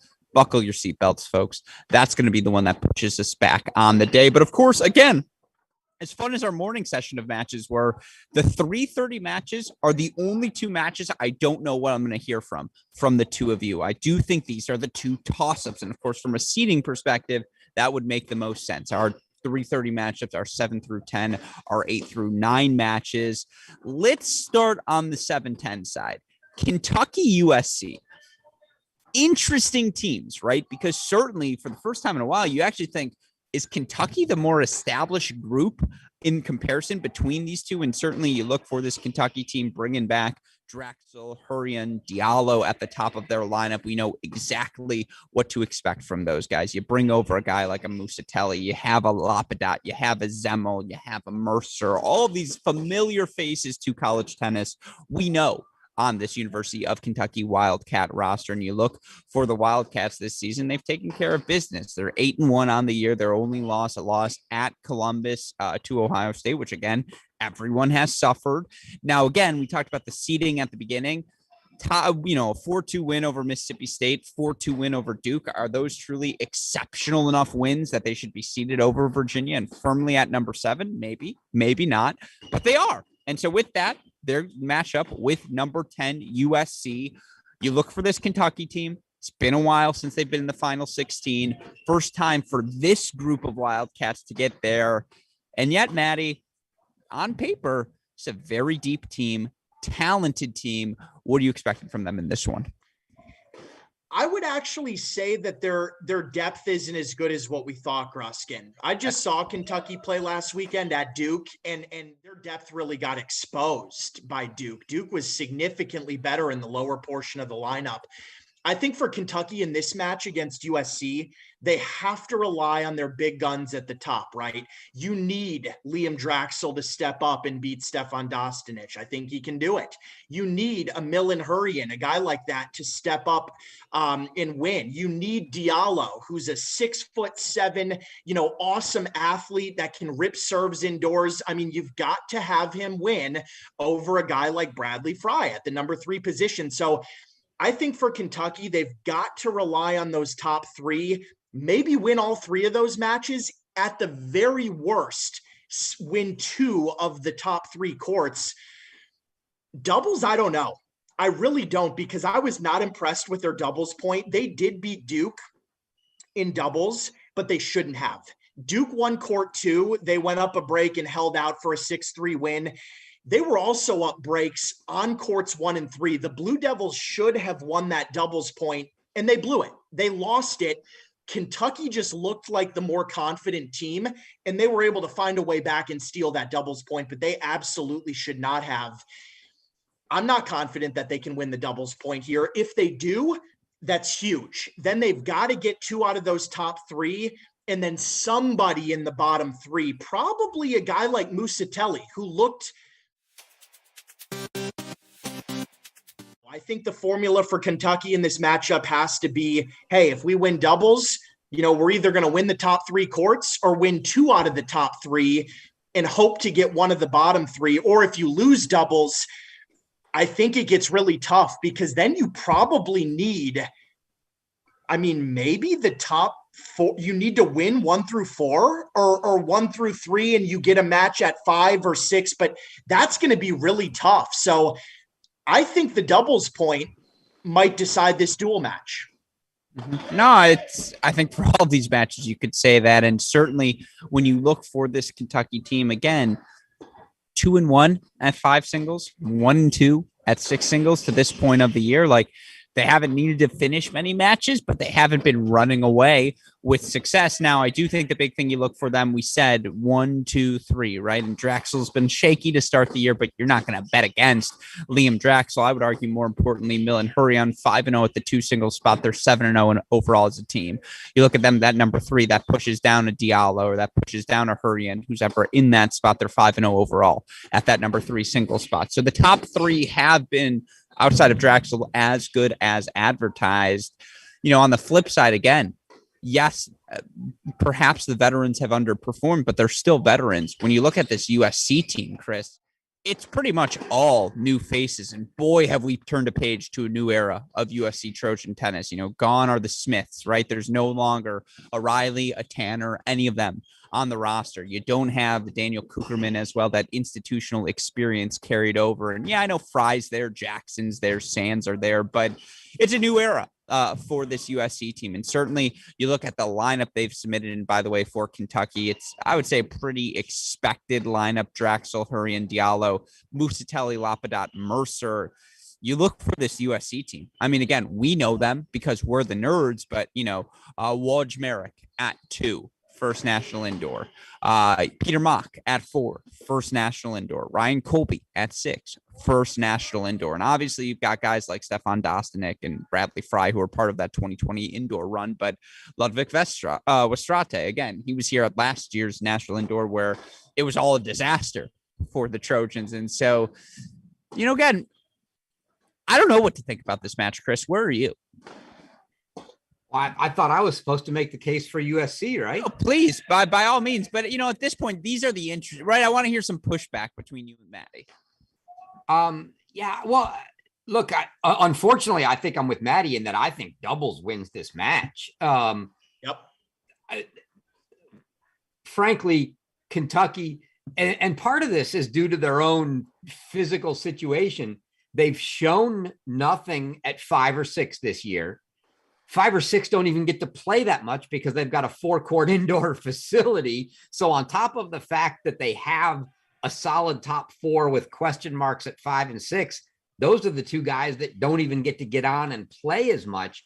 So they're really, really untested down low. If you're USC, you have to like your chances at 5 and 6. USC is going to be the favorite at 5 and 6. Now, if we call that doubles the toss up, right? And USC says, well, we're going to get 5 and 6.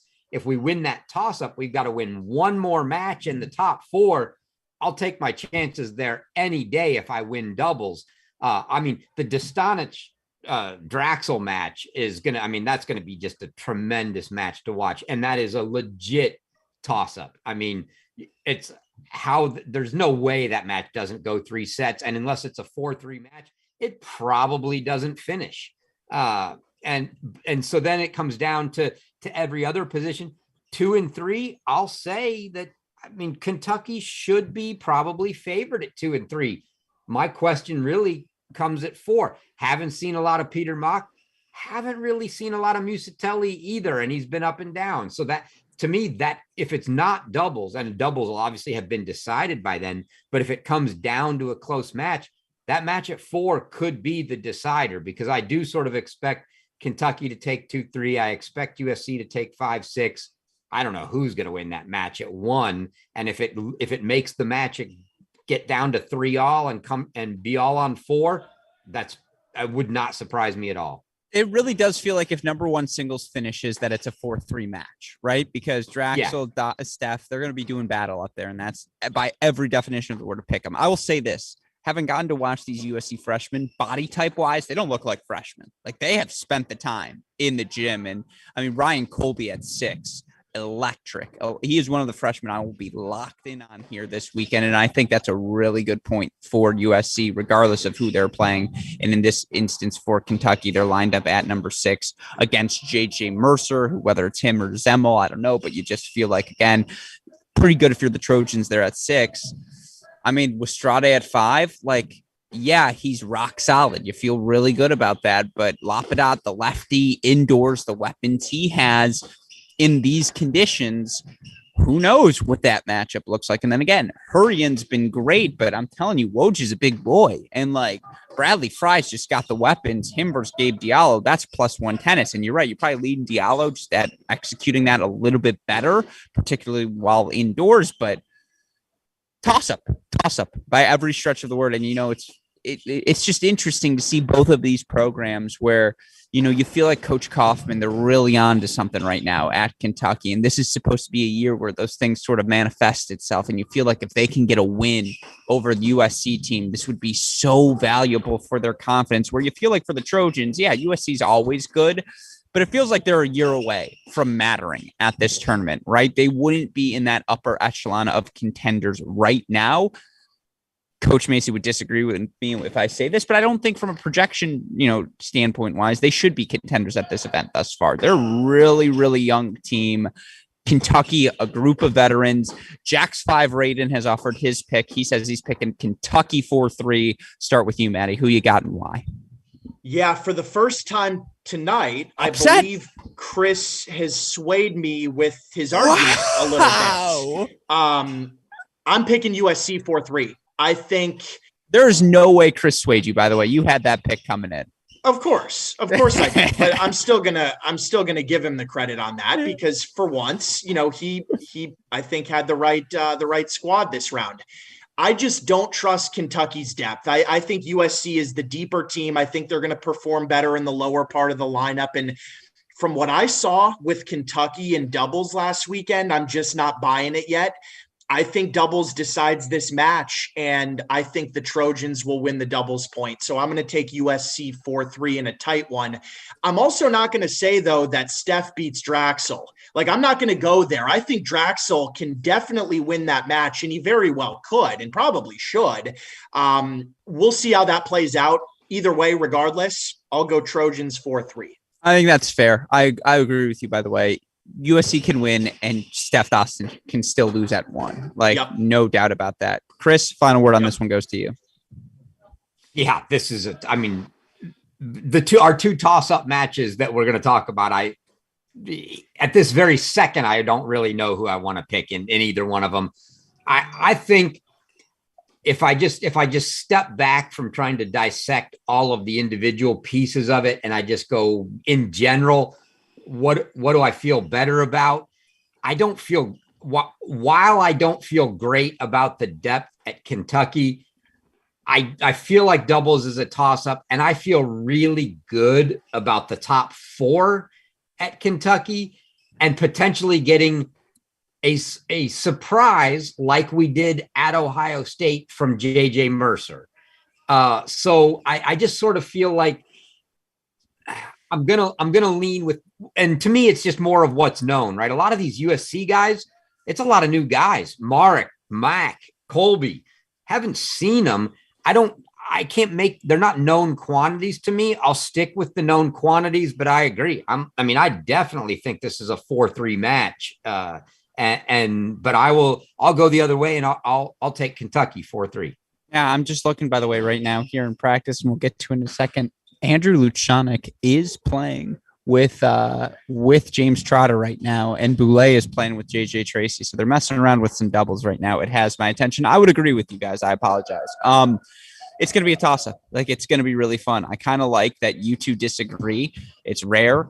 And finally, we have a spot of differentiation. So one of you will be more correct than the other come our shows later on. Toss-up. Every definition of the word toss-up. I would pick against Chris just on principle. But no, it's like, I have no idea. I really could not tell you who's going to win this USC Kentucky matchup. And I think that's what makes it one of the most exciting on the day. Of course, certainly happening simultaneous to it is another really fun matchup, a match we've already seen go 4-3 this year. And that, of course, is the 8-9 matchup on our hands between Georgia and Wake Forest. That match could be here at the Nordstrom Tennis Center at 3:30. You look at when they played last time, Wake Forest, pretty close to sweeping the doubles, 6-1 at 1, 6-4 at 3, up 5-4 at that number 2 spot. Now, ultimately, we had 5 of the 6 matches go 3 sets in singles. Let me say that again. 5 of the 6 matches go 3 sets in singles. Ultimately, Georgia gets a win at, Wake Forest gets wins at 2 from Mustafalu, 3 from Eduardo Nava, and then the clinch from Jakob Schneider, 6-3 in the third at 6. But toss-up. This match was a toss-up again. 5 of 6, go in 3 sets. You look for Wake Forest, Maddie, and I think they're the number 8 seeds here. So we'll start with them. 13-3 overall. 3 matches they lost. 4-3 at Tennessee. They also lose 5-2 at South Carolina. Of course, everyone loses when they go to Columbus. They were there last weekend. They lose that match 7-0. You do feel like if they had beaten South Carolina, they'd be seated even higher than this, that they may be top 6, top 7, that we'd be pushing everyone down a spot as well. That said, I don't know what this Wake Forest team does extraordinarily well, but they're just really good. Like, there's no ifs, ands, or buts about it. You look for them, the fact that they've already played 16 matches, just like typical Tony Bresky. Why play one match on a day when you can play a double header? But, again, I can tell you this, they haven't been good at one singles, but Karamov is finally starting to play a bit better. Like, in my opinion, you look for him, by the way, this weekend. I believe Karamov not even listed at the number 1 spot, as Melios Ifstaflu has jumped above him. I mean, again, I think that's the most fascinating thing for Wake is, like, what lineup are they going with? And this weekend, it's Ifstaflu, Karamov, Nava, Maroney, Body, Schneider, Banthia at 7, but you feel like we're going to see him at some point this week. And again, when I think Wake Forest, Maddie, I just think really good everywhere.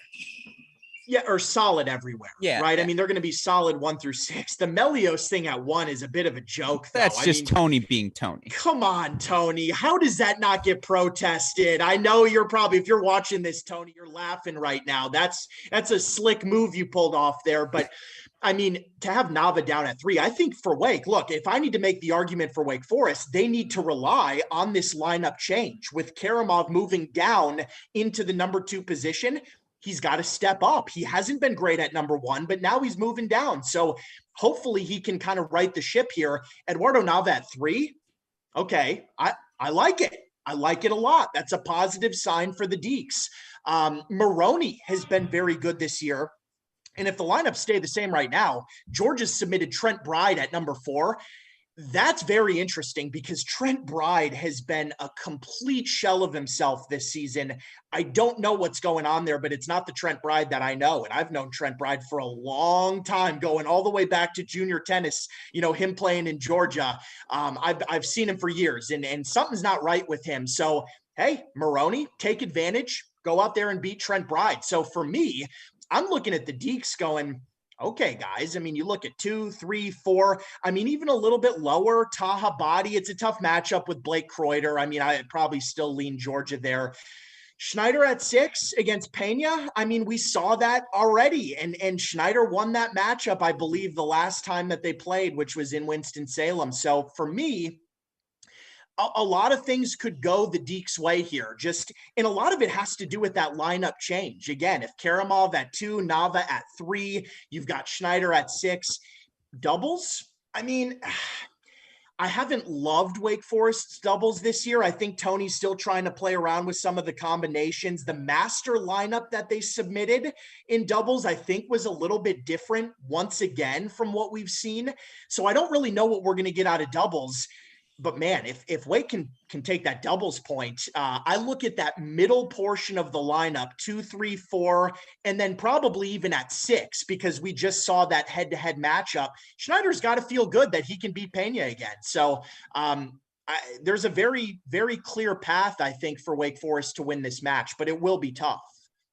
Yeah, it's, again, pick 'em by every stretch of the imagination, and watching both of these teams practice here today. I could tell you, you bring up Pena at 6, and, for Georgia, I can tell you head coach Manny Diaz today was riding Miguel Perez Pena, who's listed at that number 6 singles position right now. He knows everywhere across the board it could, it's going to be competitive. And I think that's the thing when you look at this Georgia team in comparison to Wake Forest, where, very similarly, they're pretty good everywhere, but they have no rocks, no locks anywhere right now in the lineup. And certainly perhaps what Georgia's bringing to the table here, as interesting as Wake Forest is, with Efstafalu at 1 and Karamov 2, and, again, Schneider at that 6 spot, Georgia has pretty much rejiggered everything, Chris. Hamish Stewart up to the number 1 spot, and Phil Henning lining up at 2, McCormick at 3, Trent Bride. I think this is the lowest he's ever played in the Georgia lineup at that number 4 spot. Kreuter 5. Right now it's Miguel Perez Pena at that 6 spot. I don't know, Chris. I don't know. When I would look at what Georgia's accomplished this season, yes, they're 6-1, or 5-1 overall. But you even look at the 5 wins, and obviously the 1 loss is 4-3 to Wake Forest, but 4-3 over NC State. That didn't inspire particular confidence. 4-3 over Georgia Tech. Again, not the most confidence inspiring. 4-1s even over USF and VCU. That USF match was not a 4-1 match. That was a 4-3 match, right? Those top 3-4 singles matches, I believe, all going the distance. I think Wake Forest has played pretty well thus far this year. Georgia has not. If you're asking me who has been the better team to date, it is Wake Forest, and I know it's 8-9 seed, so you're that's not that very revealing, but I'm just not that sold on Georgia so far this year. Why should I be? It's a tough argument to make based on what they've done so far this year. I hear you. I think if you're Georgia, right, you're getting to slide Trent Bride down to 4 again. Either we know. Clearly, he's short on some confidence right now, and just hasn't been playing well. But if you get any semblance of Trent Bride out there, that's a guy that should be winning matches at 4 singles, no problem. Henning, we already saw him play Karamov. He beat him. Henning should beat Karamov. I will say the one thing to me it's actually encouraging to me that Tony has dropped Karamov to 2. Because I don't think he belongs in the top 2. And the fact that Tony's willing to drop him tells me that he's not stacking him anymore. And he actually, he believes that it's in his best interest to play them that way this weekend. So he's got faith. I mean, I think he sees something. I don't think, we've seen the results. Karamov hasn't been winning. And so in my eyes, fine, leave him at 1, take the loss and let everybody slide down a spot. He swaps them and feels good about that. As Maddie said, Nava at 3, sure. I like that, all day. We get McCormick up to 3, but that's going to be a banger match right there. Those 2 guys are going to hit the snot out of the ball. But yeah, that McCormick Nava match is good. Henning ought to have the advantage on Karamov. Bride, if you get any semblance of Trent Bride, should have an advantage. Granted, Maroney's going to be that's going to be a long grind. He should have the advantage. We saw Kreuter already beat Body, and we saw Pena go a deep 3 with the match on the line. So, yeah, a true pick 'em. Another one that the doubles point will be huge. Georgia could easily win this match, but I agree with you. To this point in the season, Wake Forest has just shown better. Mm-hmm. No, it's fair. And with that in mind, again, match calculus pick. Manny, who you got? All right, Chris, for the second time tonight, I think I'm going to go with your argument, and I'm going to take the Georgia Bulldogs 4-3 in this match. It's going to be close, guys. It's going to be a 4-3, and I have a gut feeling that Georgia's going to win it this time. I'm looking at courts 2, Chris just mentioned Phil Henning over Karamov. I agree with him. I like that match for Phil Henning. Trent Bride at 4. I'm not even going to talk about that one. You know what? That's just gravy. That's going to be a bonus. I'm looking at court 5, and I like Blake Kreuter there. So 2, 5, and even probably court 1. I think Georgia has a bit of an edge there. I'll give 3 to Wake Forest potentially. 6 is going to be tight, but you give that to Wake. The difference for me, I think, is doubles. I think the pairings, even though they haven't been great for Georgia, Stewart and McCormick have been playing with each other now for this season. And that's a tall, powerful duo indoors. It is. I watched them. I was at their match at NC State, and I was right in front of their court. There's some big boys, and they can hit the ball. So I do like them. Henning and Bride, they've played together, for years now. So that's a team that can play. And then Kreuter and Gravelius, I think, as their third pairing. It's going to be a 4-3 match, and I think Georgia's going to be a little bit better in doubles. I think they split the singles, so give me the Bulldogs, 4-3. Fair. SEC native. Chris, you going to stay with the bias here? You're going to zag on us? I mean, this is a tough call. Look, I can either go with Maddie and leave the entire tournament pick on our discrepancy in the Kentucky USC match. Yep.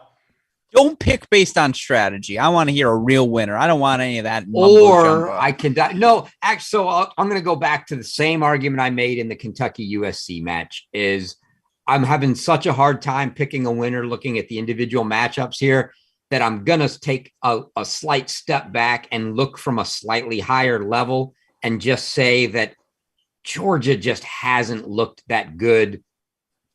Wake Forest easily took doubles against them last time and has played better on the whole. So I'm going to go ahead and take Wake. Are Wake, so the doubles pairings, if we pull up the results of that dual match, we're going to have different doubles teams for Wake Forest, aren't we? That's not going to be the same doubles matchup that we saw last week or a couple weeks ago. You look for Wake Forest this weekend in terms of doubles. They've got Banthia Schneider at 1. Now, last weekend, Banthia and Schneider were at 1. It was 6-1 for them over Bride and Henning. Top 2 are the same. Yeah, exactly. Okay. It's also, Nava Thompson at 2 once again. Now, Maciag and Draper played 3 last time. This time it's Draper and Body at that number 3 spot. But I don't believe a doubles lineup submitted on it. Yeah, exactly. They can change it, right? And so, especially 3. The only other thing I would throw in about this matchup is how calloused both of these teams are. It's just they've played a lot of close matches. The USF and the Wake Forest and the Tennessees of the world. These teams understand being it for the marathon, not the sprint. And so I do think obviously that doubles point is going to be critical. I think whoever wins it wins this match, but 4 hours is the thing I'm betting on more than anything else in that one. All right. With all that said, we get to the 6:30s, and I don't mean to be disrespectful to Washington. Certainly don't mean to be disrespectful to Ole Miss either. I think I know which way you guys are going to be predicting on that one.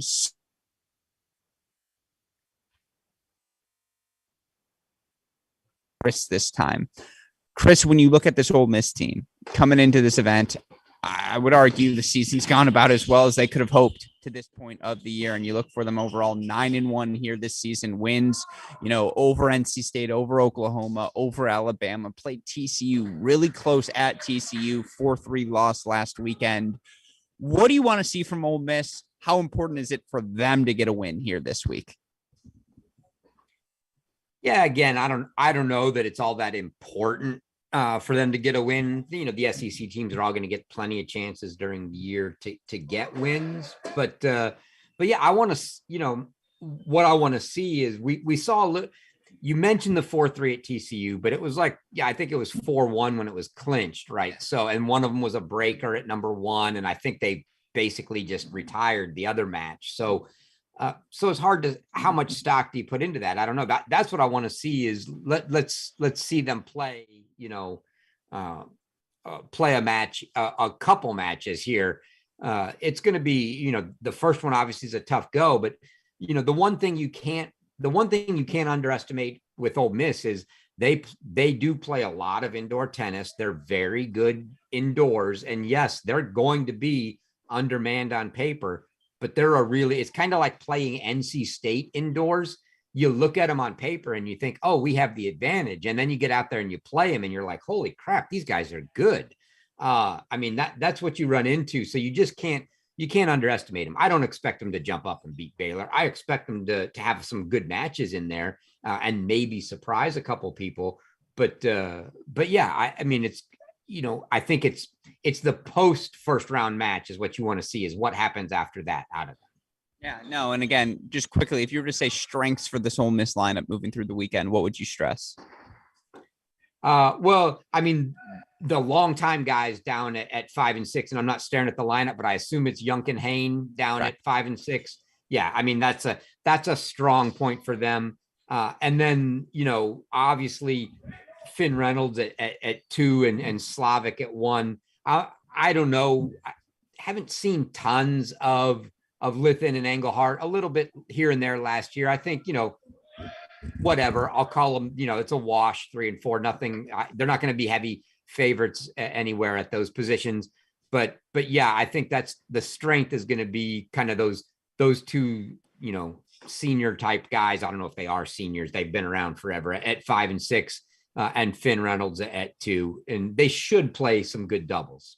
I was hoping for some Finn versus Finn. Like, can we just play Finn Bass versus Finn Reynolds? When was the last time 2 Finns shared anything together?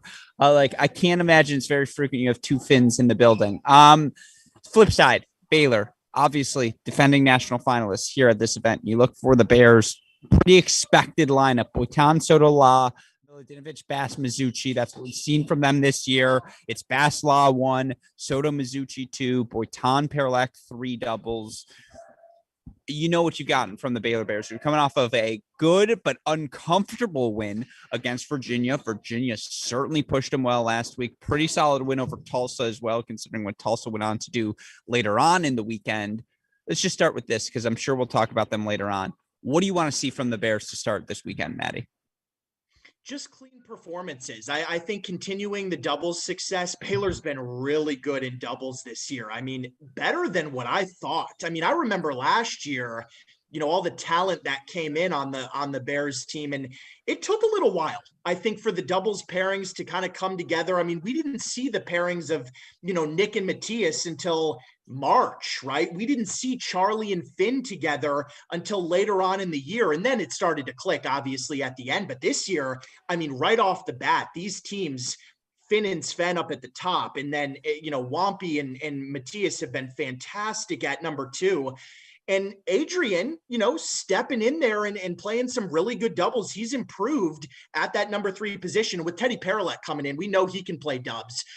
So I just want to see them in this first match with Ole Miss continue to play well, get off the court, don't drag it out, right? Don't split sets if you don't have to. Now, I do expect some of these matches to be kind of tight. I'm not saying every match is going to be a blowout, but for the Bears, if you have an opportunity to close these matches, just please close them, get off the court in straight sets, move on to the next round. I don't foresee them having any trouble here with Ole Miss. I expect it to be 4-0 pretty quickly, I think. I just think 1 through 6 singles, doubles, I mean, big advantage to Baylor. Fair. Well, then with that said, I'm going to go flip side here. I'm going to start with you, Chris. What do you want to see from the Bears to start? Yeah, I was going to say, actually, what Maddie said is whatever matches are close, that's fine. Get 4 of them, get them quick. You're the last match of the night. You don't want to be out there all night. Take doubles, take 3 straight set matches and get out. And, obviously after you get doubles, Mizuchi has no business losing a match probably all year at 6. He should be a straight set winner. Boitan, don't get off to the slow start you've gotten off to in a couple of recent matches. Come out firing, get your match in straight sets. And then I don't care. 2 through 5, one of you guys just do it quick. Let's get out in some quick matches. And that's fine. We can drop first sets elsewhere. We can have 3 setters going. It doesn't matter. We're going to get our 4. Let's just get them and not be out there for 3 hours in the process. Fair. And Maddie, flip side again there, Ole Miss. Any thoughts? What do you want to see from them? Maddie, any Ole Miss? Yeah, any Ole Miss thoughts? No, I mean, it's just a tough matchup. They don't really have a chance. I mean, it's not fair. Sure. It's a tough draw to get Baylor, but no, I think looking past round one, they're not going to beat Baylor. But after that, depending on who they match up with, if they play like a Kentucky or a USC in the next match, like that's where they, really have a chance, I think, to pull off a win. Much better chance there. I don't expect anything from Ole Miss, in the first round.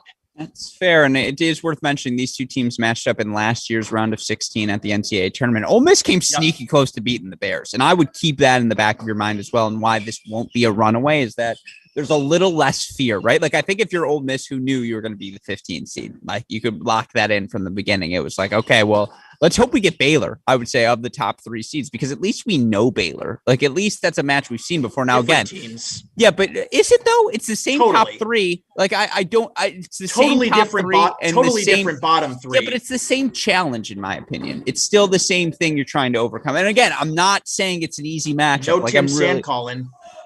Which hurts. I agree with you, but I'm just saying this group knows the Bears. Like, if you're asking me to make a pick, you're not going to be happy about it because I'm not making picks. But I get what you're saying, Maddie, is what I'm trying to say. Is I get what you're saying. I would just throw that out on the Ole Miss side. Let's go to that final matchup, though. Number one, Buckeyes taking on the host Washington. Washington looks really good. They're winning the practice, folks. Let me tell you, some really fun doubles happening beneath me right now. And certainly you're the home team at home facing the number one seed, an Ohio State team that is riding the highest of highs entering this national indoors. That said, I would be shocked to hear either of you pick the Huskies. So let's start with you this time, Chris. What do you want to see from the Buckeyes this weekend? From the Buckeyes? It's a title, right? Given the start of their season, like, is it fair to say it's title or bust? And yeah, anything short of winning it all will be a disappointment for them. I mean, they basically have a draw set up and this is not disrespectful to any of the teams out there, but they should waltz to the semifinals, right? I mean, Georgia has struggled. Wake has struggled. Who they already beat 7-0. Obviously, Washington is not going to beat them. I mean, you should just pencil them in the semifinals, and then you look there and you go, okay, so they're probably. We'll get there in a later broadcast, but yeah, if to them, given the start of their season and everything they've done already, if you don't win it, I mean, if they made the finals and lost, what if they come out and tell us, yeah, we're still happy about it? Yes, that's lip service. They're there to win the whole thing. And if they don't, they're going to be disappointed. Yeah, I mean, I guess the biggest question is, do we get to see Luchanik actually? And you look for this Ohio State team. That was the one funky thing for Coach Tucker, and he'll do this from time to time. But Vogtsel at 1 over Kingsley. Why even do that when Kingsley's been playing as well as he has been at 1, and Vogtsel you feel so great about at 2? Of course, Van Emberg 3, Tracy 4. Trotter 5, Felton Inevitable, Cash 6. That's been the group that's had the most success thus far, 3 through 6. But doubles wise, okay, we get to see Vogtsel and Cash, who are 21-0 on the year at 1. Lock it in. That's about as close to a lock as you're going to find in any lineup across the country. That said, why split up Trotter and Boulay and go Trotter Luchanik at 2 and Kingsley Tracy at 3?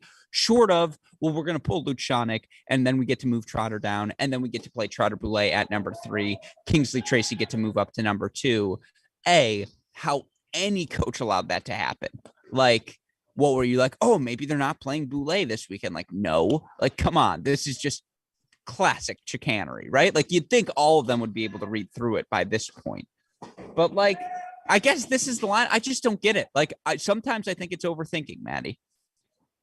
Yeah, but I mean, usually the results for the Buckeyes, I mean, they end up pretty well. I know what you're saying. You kind of scratch your head and go, what are they doing? But then they win and it's like, oh, that's what they're doing. Okay. And let's just be clear, because I want to repeat this in case anyone's forgotten. 4-0 over Tennessee, 4-0 over Virginia, 7-0 over Kentucky, 4-0 over Wake Forest, or maybe flip those. 4-0 over Kentucky, 7-0 over Wake Forest. All 4 of those teams are in the draw. Buckeyes haven't dropped a point to any of them. Like, come on now. Who are the favorites? I wonder. Yeah. It's pretty clear. I think, this Ohio State's the very clear favorite at this tournament, but I think fans that tune into this match really need to keep an eye on court one. That's going to be a fun match, not the dual match, but tune into court one. That could be really interesting. You're talking about two top players in the country. I would like to see that. So anybody that's there in person, anybody that's streaming that match, really just, I would say, focus on court one, because I think 2 through 6 are probably going to be over pretty quickly. So enjoy the match at one while it lasts, and it probably will not finish. No, massive. I was going to say for Clement Shedeck, right? Because for seeding purposes, Chris, if he wants to be a top 10 seed, you need 2 wins this weekend. He's not going to finish though. I don't think this match matters to him at all. Exactly. Because there is a 0.05% chance that match finishes. Like Maddie said, from 2 through 6, they're going to lose doubles. And from 2 through 6, they're going to lose 3 of those matches long before Clement Shedeck could manage to beat, Voedsel, even if he was going to, right? I mean, which is a question mark. But yeah, that match is never going to finish. And in fact, the match at 2 could be a decent match. I mean, Washington's still decent at 2 with you and Lumsden, and then it definitely starts tailing off after that. So 3 through, 3 through 6 probably will go fairly quickly. And that's in the Buckeye lineup. You talk about the 1-2. I would make the argument that 3-4 is more of a crime than 1-2. There is no way JJ Tracy should be playing 4. He is the 3 at worst on that team. But Vandenberg's got a big game. He can hit big. He passes the eye test for a 3. But JJ Tracy's like, almost a 14 UTR playing 4. Nobody in the country has that short of Texas playing Spizzirri there this weekend. It's just, he's not going to lose a match at 4, certainly not against Washington, and probably not, at 4 all year, as long as they leave him there. It's a great spot for him. Yeah, you're right. And again, another thing about this weekend is after we play it out, none of these lineup chicanery things are going to fly moving forward. On the flip side, quickly on Washington, undefeated at 1 thus far this year, undefeated at 2, undefeated at 3, undefeated at 5 singles. Now, obviously, Shedeck at 1 feels the most real of those 3 things, but you look for this Washington team, 8-0 overall on the year, and, the closest match they played, 5-2 against Boise State at home. Now, it's been some cupcakes on the schedule, certainly Portland States of the world and Eastern Washingtons of the world. Not to be disrespectful. By the way, Portland just played, although I think it was a different Portland, but still played USC 4-3. Like, shout out to the Portland schools, just gauntlet. Maybe we got to keep our eye on them moving forward. Over under 1 Portland school in the NCAA tournament, Chris. Oh, actually, yeah, it's not Portland State. It's Portland. Portland actually has a good team, but unlikely to, tough to make the tournament. I'd go under. Can I just say this is why I like working with you? Because I can throw something like that at you, and I could see in your head being like, you know what? That actually is a good question, Alex. It's plausible. And they got Nico Okana playing 5 singles for Mississippi State. So, for the record, that is to you, Coach Shackley, who says, "Oh, Gruskin, you only follow the top 10 teams." I was like, no, I don't. Trust me, I'm following. Do you want me to do again? I was ready to do an hour on 4-3 Penn State over Liberty, but we'll save that for next week. No, again, if you're Washington, 1 win this weekend. 1 win this weekend is the most critical thing, because you get that 1 NCAA tournament, you feel more comfortable about heading into Pac-12 conference play. But of course, again, you just feel like you've proven you belong at this stage, and you do belong in the mix for a top 16 seed with the A&Ms of the world, with with all the teams of the world, the Ole Misses of the world, and everyone here competing this weekend in Seattle. But with all of that said, 2 last things to do, and I promise we are going to hit the under on the 2.5 hours, but we might end up hitting the over on the 2 hours here, fellas. I apologize for that. Last thing I need from you both, though, we talked about the round of 16. We'll be back every day, recapping each day's play, hopefully previewing the next day as well. But I need predictions from both of you, and we're going to start with you, Maddie. Finalist, champion, 2022 National Indoors. Who you got and why? The way that I'm looking at this now, guys, I'm going to pick the top two seeds. I think Ohio State and Baylor are going to meet in the final. They haven't lost. Both teams are undefeated. They've looked good. I think we're kind of destined for that matchup, right? I mean, Tennessee, is in Baylor's half, but they're banged up. They're not the same team. Stanford's dangerous, and I do think they probably make the semifinals, but they're an outdoor team. They haven't played much indoors. I think Baylor's going to be more comfortable. I like what I've seen out of the Bears, but I'm going to take Ohio State to win this thing. I mean, I think we have to. It would be criminal not to, just the way that they've looked. I mean, they have blasted so many good teams already this year. It's indoors. They're going to be comfortable. They have the best lineup, top to bottom, singles, doubles, any way you slice it. They are a step above, I think, every team in the country right now.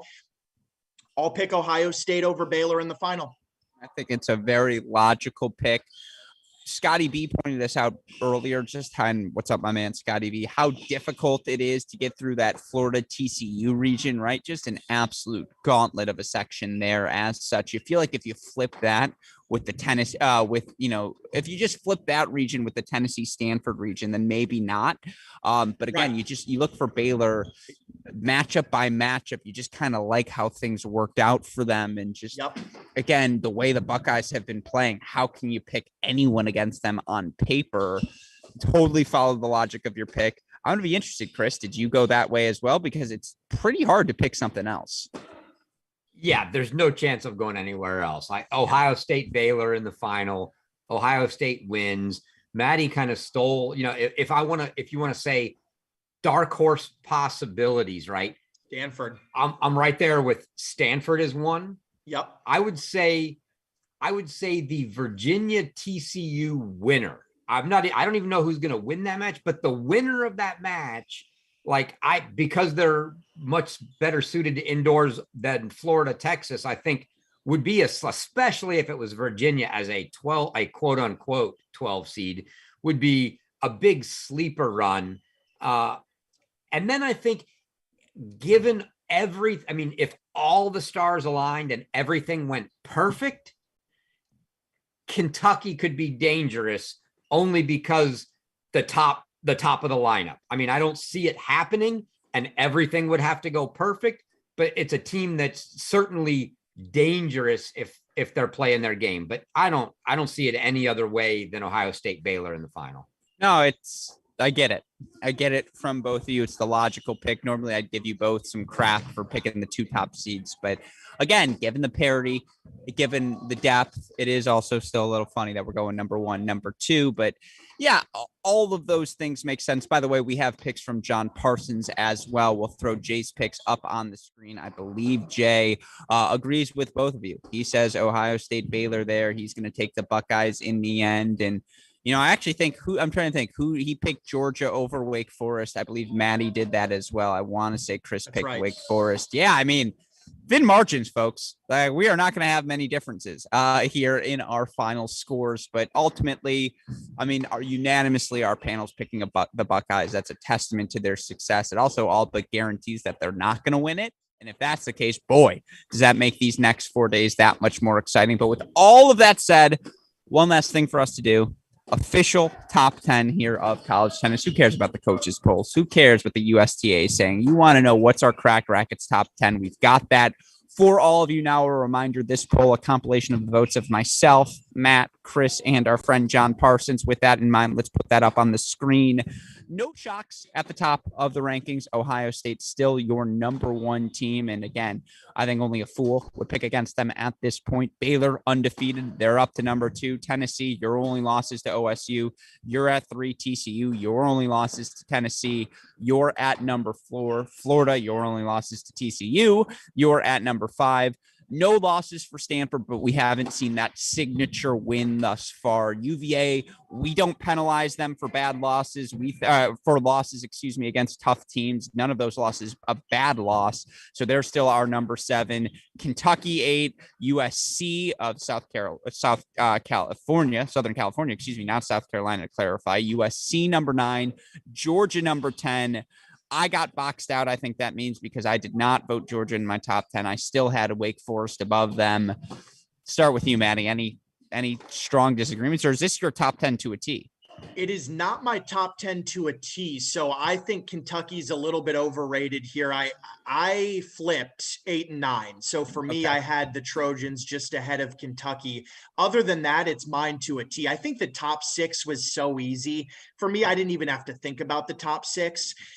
I did have to think about Virginia. I considered moving them, but again, I know how good they are. I watched them. They are a very, very good team that's taken some losses to really good, other teams that are really good. So for me, I still think Virginia is a top 8 caliber team. So I'm okay with them at 7. And, once we get past there, Kentucky, USC, Georgia, I don't think any of us are really sold on any of those teams. You throw in a Wake Forest, throw in South Carolina, Texas A&M. There's a lot of teams that could be in the mix for the number 9, number 10 spots.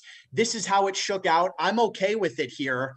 But I still think, there's probably 7 teams that are a cut above right now, I think. Yeah, no, I think that's fair. We said coming into the season, we had a power 7, right? Power 8. And we were, I don't think anything that's happened thus far this season has disproven that fact. By the way, we will publish this tonight, this podcast tonight. So for all of you who are looking you may have missed any parts, be on the lookout for it on our Great Shot podcast feed. Chris, final words are yours. Any final thoughts on this? I know this might actually be your top 10. Yeah, no disagreement here. That is my top 10 to the T. Maddie and I only differed at 8, 9 where we had them swapped. So no discrepancies, but I'm in complete agreement with Maddie in that top 6 were given, debated knocking Virginia, decided I didn't want to only because there wasn't anything compelling behind them. Like if I had a good reason to knock them, I would have dropped them a little bit, but nobody below them has done something so extraordinary that I went, wow, huge win for them. I need to raise them up. So I leave Virginia there at 7. And yeah, I think that is for now, at least, there's a line after 7 with some question marks after it that will get displayed and decided this weekend. Our overcompensation for Wake Forest after what we did last year, having them preseason number 2 and 3 and being burned, is it's embarrassing for all of us guys. Like, Wake Forest should be in this top 10. They should be number 10 over Georgia. You guys are just wrong about that. It's okay. Like, everyone's allowed to be wrong about things, but you guys are just wrong about it. Yeah, again, I agree. 8 through 20, name out of a hat. On the right day, that team's going to look like number 8. On the wrong day, they're going to look like number 20. I just picked Georgia, though, in our pod here that we just talked about. I appreciate intellectual consistency. No issues with that. I'm not wavering. Yeah, no, I respect that. I mean, again, they call him Double Mouth Chris moving forward, or we'll add it to the intro, something like that. Two-Faced Chris. I like it. Harvey Halioris, that works as well. He's our own double H, Harvey Halioris. There we go. But sorry. Shows you where my brain's at this point of the day. It's 6 p.m. Pacific time. It feels like it must be 5 a.m. Here in Seattle. But of course, that will do it for our preview of the 2022 Division I ITA National Indoors. Of course, again, 2-hour show for all of you listeners. Hopefully this serves as a preview not only for day 1, but for each of these teams as we head into the weekend as well. Of course, we will be back every night with a recap of the action. Of course, we will be back each morning as well to broadcast it all as we cover from first ball to last this 2022 ITA Division I Men's National Indoor Championship. Again, action starts Friday morning, 9 a.m. Myself, Mark Bay, super producer Daniel Westhoff going to be on the coverage. Of course, we hope you'll tune into all of the action, but in case you're going to miss out, again, it's 9 a.m. Pacific time, 12 p.m. Eastern here. First match, going to take you through the rest of the day as well. Our red zone coverage will hop between sites to ensure you get to see everything on day 1. Of course, once we get to day 2, we'll focus in on those main draw matches the rest of the way as well. But of course, to follow all of that action, tune in to our Cracked Racquets YouTube channel. All you got to search is Cracked Racquets on your YouTube search bar. You'll be able to check it all out. Of course, a huge shout out to our friends at SwingVision for their support of this show as well. You can click on the link in the description to this podcast to learn more about them. You use our promo code CRACK20 when you sign up. You'll get 20% off plus a free 14-day pro trial. With all of that said, Maddie, I'll start with you. Any final thoughts? I think we hit it all here in our 2 hours. I think we hit it all, man. Yeah. Hey, look, cheers to a great weekend. Have fun on the call. I'll be following you. Let's hope for a great tournament. We know it's going to be good, and wish I could be there, man. But based on my background, it looks like I'm not too far from you. So, I might. I'll see you at the top of the needle. Yeah. See you at the top of the needle. Looking forward to it. Chris, any final thoughts? No, I'm just looking to hearing your shining voice at 9 o'clock. Well, I guess it's going to be noon here tomorrow, so that's kind of disappointing. But that just means I get to hear it at midnight still, so that's even better. Me at midnight is prime AG, as they say. They say midnight AG is the best one. I appreciate that. I will miss both of your presence. I tell you all the time, Chris, even though your wife has said you're not doing this, there's a spot open in my room for you. So just fly in and let me know when you're here. It's weirder that you're not here than if you wouldn't be here. But of course, with all that said, shout out to super producer Daniel Westoff. We make him flex a 2-hour show before he's got 3 14-hour days of broadcasting. That's just the work ethic of him. And again, there's no one I would rather work with. With all of that said, for my fantastic co-host, Matt the Crack Stachowiak, Chris Halioris, our super producer, Daniel Westoff, our friends at SwingVision, and all of us here at both the Cracked Racquets and the Tennis Channel Podcast Network. I am your host, Alex Gruskin. Gentlemen, what do we tell our listeners? Hey, great shot.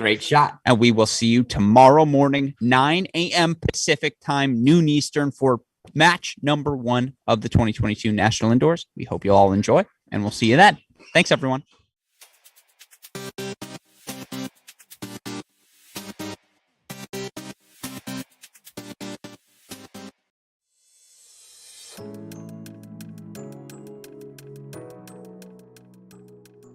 Coming in at number 10 in our Cracked Racquets preseason poll is the Kentucky Wildcats.